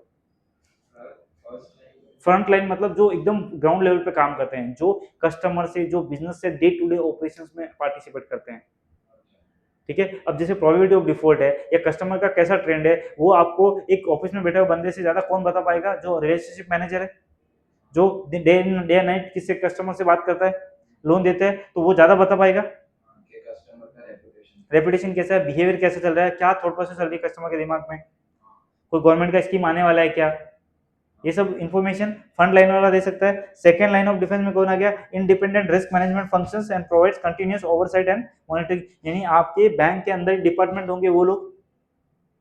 और थर्ड लाइन ऑफ डिफेंस क्या हो गया, इंटरनल और एक्सटर्नल ऑडिट्स। तो दो तीन चीजों की बात हो रही है। पहला अगर रिस्क को देखना है तो कौन हो गया, आपके खुद के जो ग्राउंड लेवल पे एम्प्लॉयज है वो लोग। दूसरा क्या है, आपका रिस्क डिपार्टमेंट वगैरह। और तीसरा क्या है, बाहर के लोग जो एक्सपर्ट है उनको पूछना कि भाई बताओ हमारे यहाँ पे कुछ रिस्क दिख रही है क्या आपको, ऑडिट करना, ऑडिट करवाना बाहर के लोगों से, अगर कोई रिस्क में एक्सपर्ट है उनसे ऑडिट करवाना और उनको पूछना कि भाई आपको क्या व्यूज लग रहे हैं हमारे इसके, ठीक है। So this is what third line of defence ensures effectiveness of first two lines. अब ऑडिट करोगे तभी आपको पता चलेगा क्या ये दो जो लोग हैं ये अपना काम ठीक से कर रहे हैं कि नहीं कर रहे हैं। This is third external, clear. अब आता है टाइप ऑफ रिस्क में, ठीक है। सो अब इसको थोड़ा सा हम समझ लेते हैं टाइप ऑफ रिस्क में। सो पहले तो इसको चार पार्ट में हमने डिवाइड किया है, चार नहीं सॉरी 5 में। पहला क्या है, मार्केट रिस्क। दूसरा क्या है, क्रेडिट रिस्क। थर्ड क्या है, liquidity risk, operational risk and business strategic risk and reputational risk. ये सबको एक में डाला है, ठीक है। इसको चाहे तो अलग अलग कर सकते हो, जैसे भी करते हो। मेन इंपॉर्टेंट पॉइंट क्या है, इसको समझना, ठीक है। तो हम स्टार्ट करते हैं पहले किससे, मार्केट रिस्क से। सो मार्केट रिस्क में क्या हो गया, interest rate risk, currency risk, commodity risk, ये सब क्या है, अलग अलग टाइप के रिस्क हो गए। इंटरेस्ट रेट रिस्क मतलब क्या, अगर इंटरेस्ट रेट ऊपर नीचे हुआ तो आपका पोर्टफोलियो ऊपर नीचे होगा, सिक्योरिटीज वगैरह का। इक्विटी भी ऊपर नीचे हो तो आपके लिए रिस्क है वो। तो ये सब क्या इसमें आ गया, equity risk and interest rate risk, commodities और करेंसी। अब देखो अगर आप बिजनेस कर रहे हो तो आप हो सकता है एक्सपोर्ट कर रहे होगे, इंपोर्ट कर रहे होंगे कुछ रॉ मटेरियल, तो करेंसी इंपॉर्टेंट है, सुनो। क्योंकि आप जब इंपोर्ट और एक्सपोर्ट करोगे तो आप इंडियन करेंसी में शायद नहीं कर रहे होंगे, फॉरेन करेंसी में कर रहे होंगे, तो वो रेट भी आपके लिए मैटर करेगा। एग्जैक्टली वो बहुत बड़ा रिस्क हो सकता है। अब जैसे इस साल में जो डॉलर है वो लगभग मतलब रूपी जो है लगभग 6% से डिप्रिशिएट हुआ है। अब ये 6% आपके लिए लॉस हो सकता है। अगर आप इंपोर्टर हो तो आपके लिए 6% का लॉस है, यस और नो। तो ये 6% का आपको सीधा सीधा लॉस हो गया, करेक्ट। तो देखो सेम चीज, जैसे एग्जांपल $1 से स्टार्टिंग में 90 रुपीज था और वो $1 आपका कितना हो गया, अभी 92 हो गया, ठीक है। 2 रुपीज एक्स्ट्रा पे करना पड़ रहा है इंपोर्टर को। अगर आपका रॉ मटेरियल बाहर से आ रहा है तो आपको क्या करना पड़ा, 2 रुपए एक्स्ट्रा। तो ये तो आपका कॉस्ट ऐड हो गया जबरदस्ती। डॉलर प्राइस ऐसे चेंज रहते हैं, मतलब चेंज होते रहते हैं। Yes yes. सो ये भी कैसा है, एक इक्विटी मार्केट की तरह है जहां पे ट्रेडिंग होते रहता है और ये रेट क्या है, चेंज होते रहता है,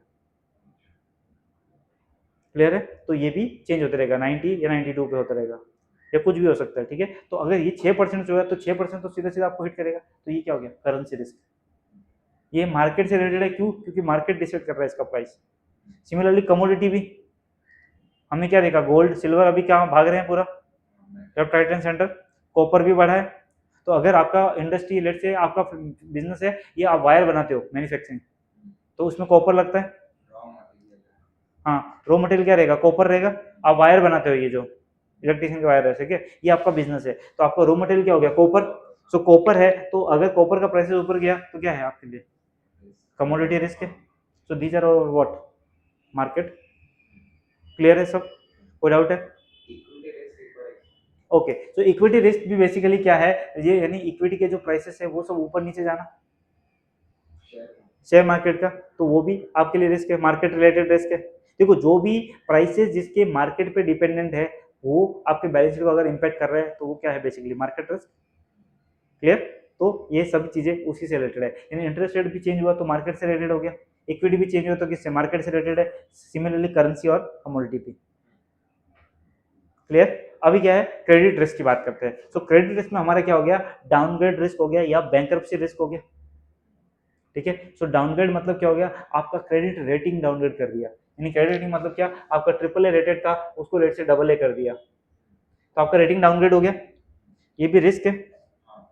और या बैंकरप्सी हो गया, आप इस लेवल पे आ गए कि आप बिजनेस रन नहीं कर पाओगे अब, तो ये क्या हो गया, bankruptcy.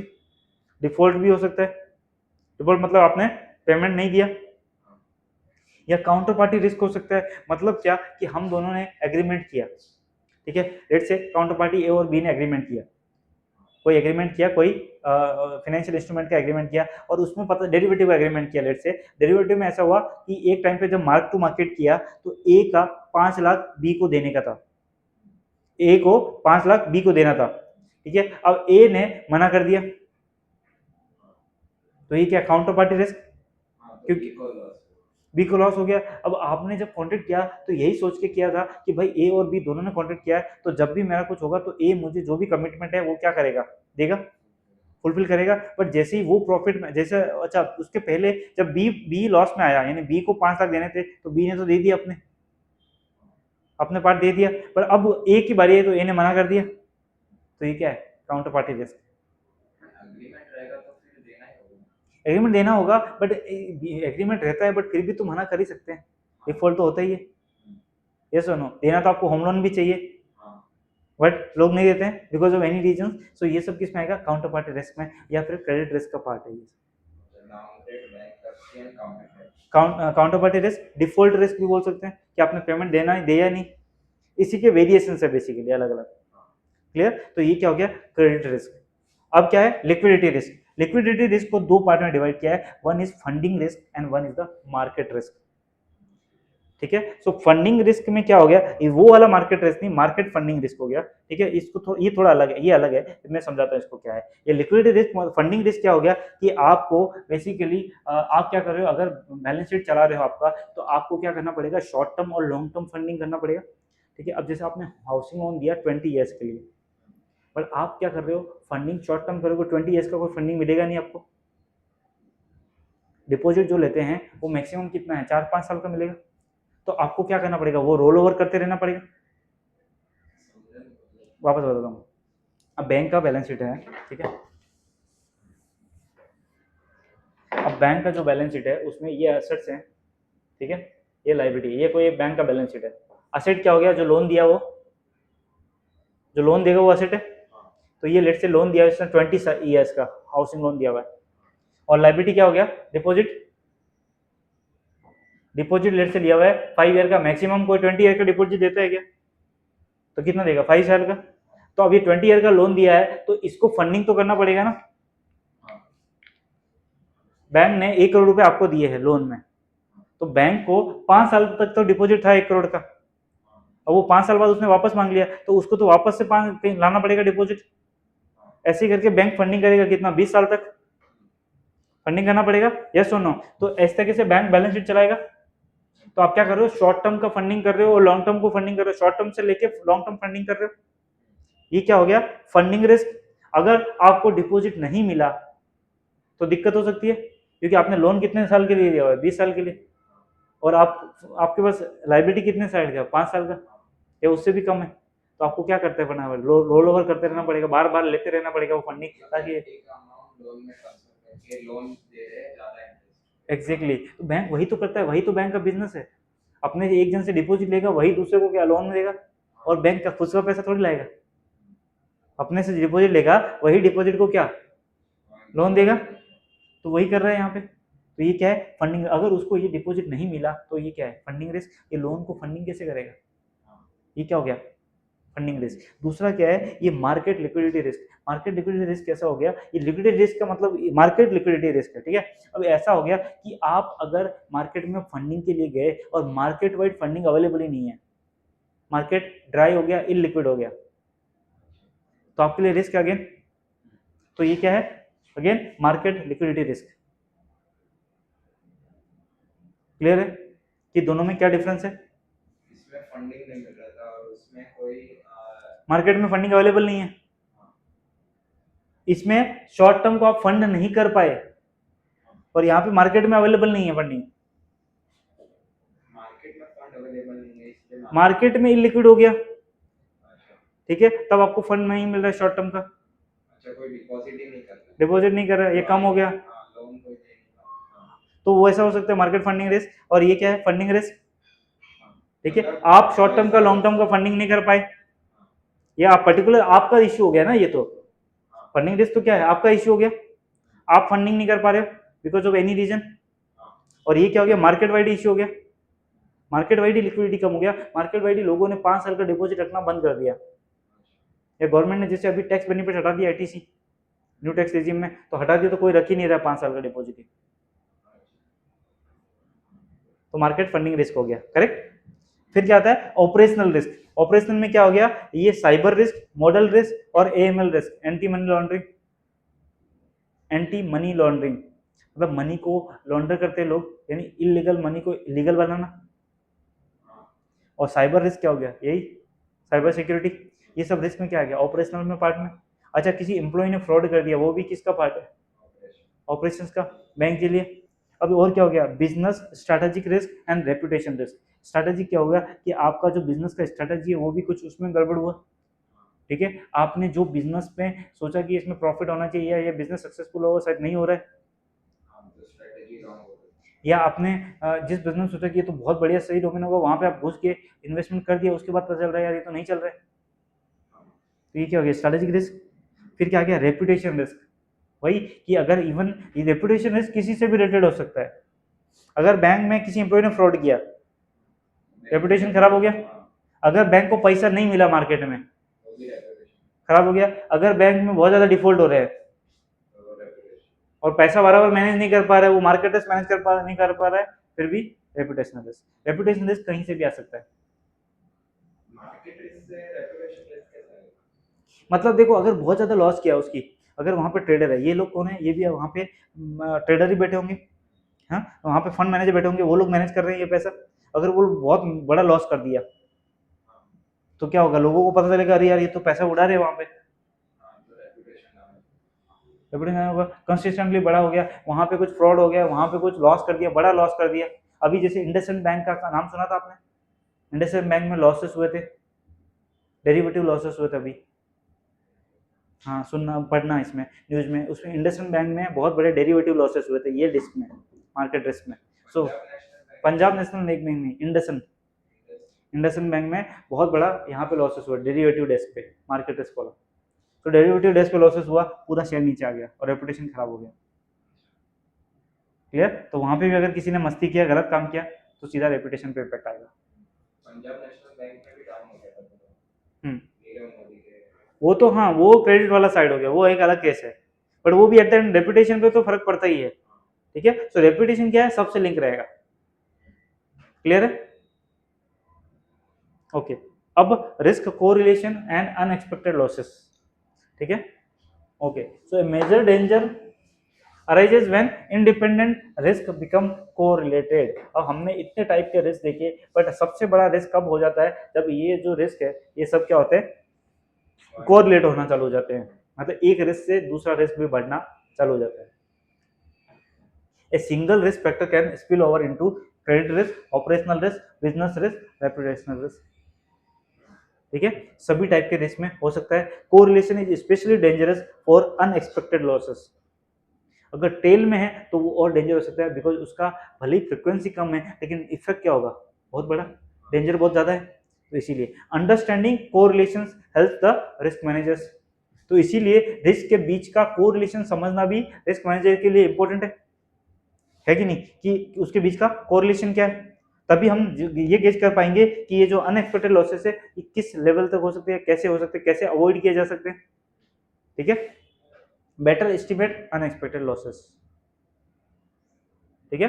Improve the risk planning using historical and forecasted relationship. मतलब दोनों टाइप के आपको डेटा देखना पड़ेगा, कौन सा, हिस्टोरिकल भी और फोरकास्ट किया हुआ। फोरकास्ट मतलब ये देखो, हिस्टोरिकल से क्या पता चलेगा आपको कि पास्ट में जो इवेंट हुए वही, अगर कोई ऐसा इवेंट है जो पास्ट में हुआ ही नहीं है, बट दैट डजंट मीन कि फ्यूचर में नहीं होगा।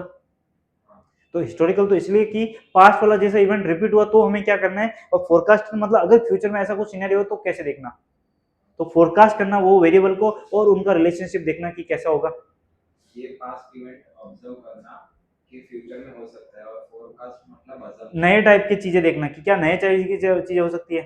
तो इससे क्या होगा कि जो improve the risk planning using historical and forecast, मतलब फोरकास्ट करके देखो कि ये सिनेरियो में क्या हो सकता है, अगर ऐसा कुछ नया सिनेरियो आया तो। और हिस्टोरिकल में क्या है, हिस्ट्री बेस्ड, कि हिस्ट्री वाला जैसा ऐसा सिनेरियो हुआ वापस आया, जैसे कोविड जैसा सिनेरियो सपोज वापस आया तो क्या होगा, तो हम हिस्ट्री से पढ़ सकते हैं थोड़ा बहुत। और ये क्या है, नया चीजें देखना, तो इससे कोरिलेशन पता चलेगा, उससे हम बेटर मैनेज कर पाएंगे किसको, अनएक्सपेक्टेड लॉसेस।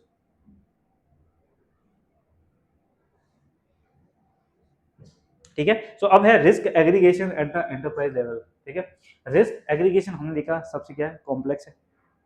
रिस्क एग्रीगेशन करना इतना इजी जॉब नहीं है, बट हमें एंटरप्राइज लेवल पे देखना जरूरी है। क्लियर, ठीक है। तो उसमें सिंपल वर्सेस कॉम्प्लेक्स में क्या गया, पहला तो आ गया स्टॉक्स।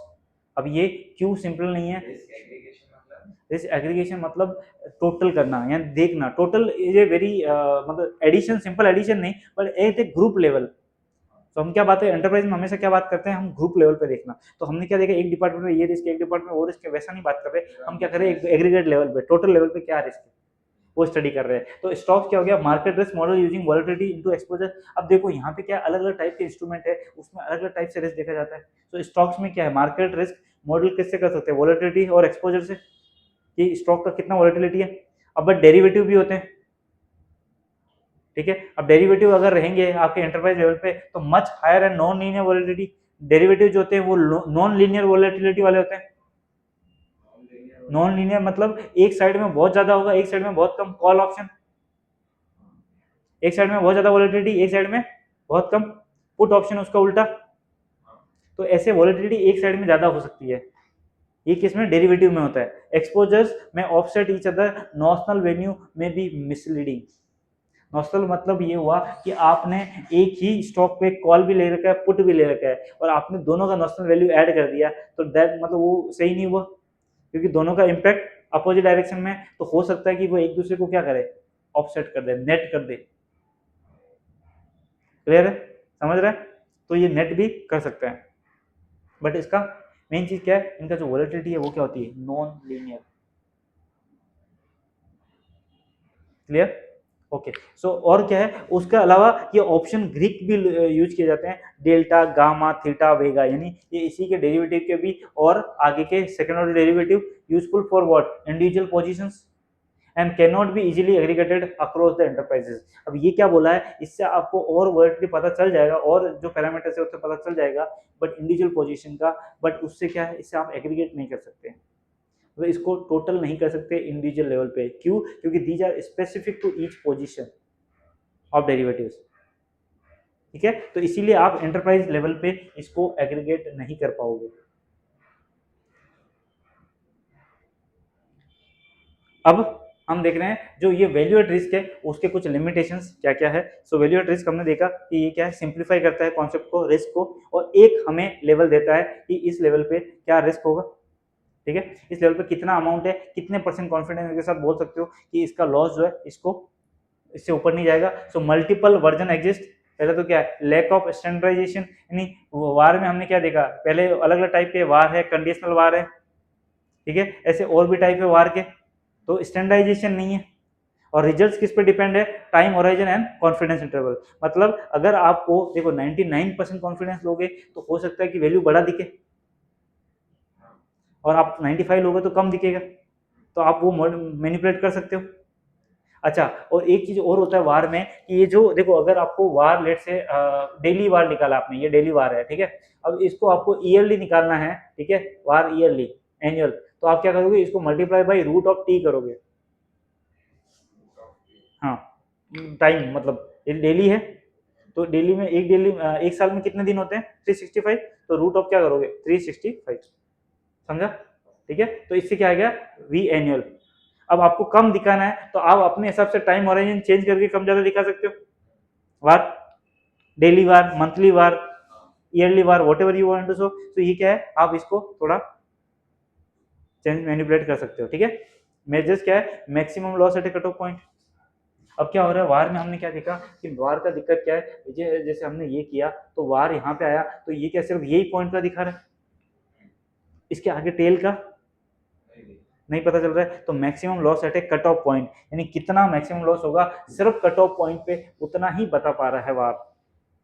ये सब हम क्या देख रहे हैं, इसके लिमिटेशन क्या है वार के। Doesn't measure the tail loss severity. अब हो सकता है कि टेल में बहुत बड़ा लॉस हो, बट वो पता नहीं चलेगा। आप 5% देखा, एचडीएफसी का देखा कि 5% है, 5% तो खुश हो गए, और हो सकता है कि टेल में शायद 25% भी लिखा है वहां पे, तो वो आपको पता ही नहीं चलेगा। और मेजर वीकनेस एक्सपोज ड्यूरिंग 2007 से 8 का जो क्राइसिस का नो का, उसमें पता चला कि एक इवेंट से किस तरीके से वो जो वार वगैरह जो कॉन्सेप्ट है वो सब क्या गया, सब साइड में हो गए, और लॉस क्या है, बियॉन्ड चला गया टेल रिस्क में। तो ये सब हमें उससे पता चला। क्लियर? ये किसके लिमिटेशन है, वार के। अब वार के अल्टरनेटिव हमने ऑलरेडी देख लिया, सिनेरियो एनालिसिस, स्ट्रेस टेस्टिंग और एक्सपेक्टेड शॉर्टफॉल मेथड। ये सब क्या है हम आगे देखेंगे, सिनेरियो एनालिसिस, और ये सब क्या अल्टरनेटिव टू वॉर है, यानी वार से बेटर और क्या कॉन्सेप्ट हो सकते हैं। ये क्या है, ये बेटर कैप्चर करते हैं किसको, टेल रिस्क को। और हमारा सबसे बड़ा कंसर्न क्या है, टेल रिस्क की तो है, इतना बड़ा लॉस की जो हमारी कंपनी को बंद कर सकता है। तो ये सब हमारे लिए कंसर्न है, और वही सब हम इससे देख सकते हैं। ठीक है, कंटिन्यूड इंपॉर्टेंस ऑफ वार। अब देखो वार के लिमिटेशन है, बट फिर भी इसका लोग यूज करते हैं, क्यों, डिस्पाइट लिमिटेशंस वार क्या है, useful enterprise level risk metric. मतलब ये हुआ, ये फिर भी क्या करता है, एक सिंप्लीफाइड एक नंबर देता है जो हेल्प करता है रिस्क देखने में कि कितना लॉस हो सकता है, आपको एक नंबर तो देगा, इजी है समझने के लिए कंपेरेटिवली। तो भले ही इसके लिमिटेशंस है, बट क्या है, सिंपल है, और यूज करने के लिए तो, और एंटरप्राइज लेवल पे रिस्क देखने के लिए एक अच्छा नंबर है, तो इसलिए यूज किया जाता है। Helpful for comparing the risk across business units. अच्छा एक चीज अच्छा क्या है, इसमें आप कंपेयर कर सकते हो अक्रॉस बिजनेस यूनिट्स अलग अलग। ठीक है, सेम मैट्रिक को कंपेयर कर सकते हो। Closely link to the concept of economic capital. Economic capital का कॉन्सेप्ट देखा हमने, तो इकोनॉमिक कैपिटल जो कॉन्सेप्ट यानी कितना रखना है, उससे भी हम लिंक कर सकते हैं। यानी कैसे है कि अगर वार लेट से 10 मिलियन है, तो 10 मिलियन आप रख दो, वो क्या बन जाएगा, आपका इकोनॉमिक कैपिटल। ठीक है, तो ये है, इवन दो वार के लिमिटेशन से, वार फिर भी क्या होता है, यूज किया जाता है। और वार से भी एक बेटर जो तरीका निकाला गया है, वो है risk adjusted return on capital, RAROC। क्या है, risk adjusted return on capital.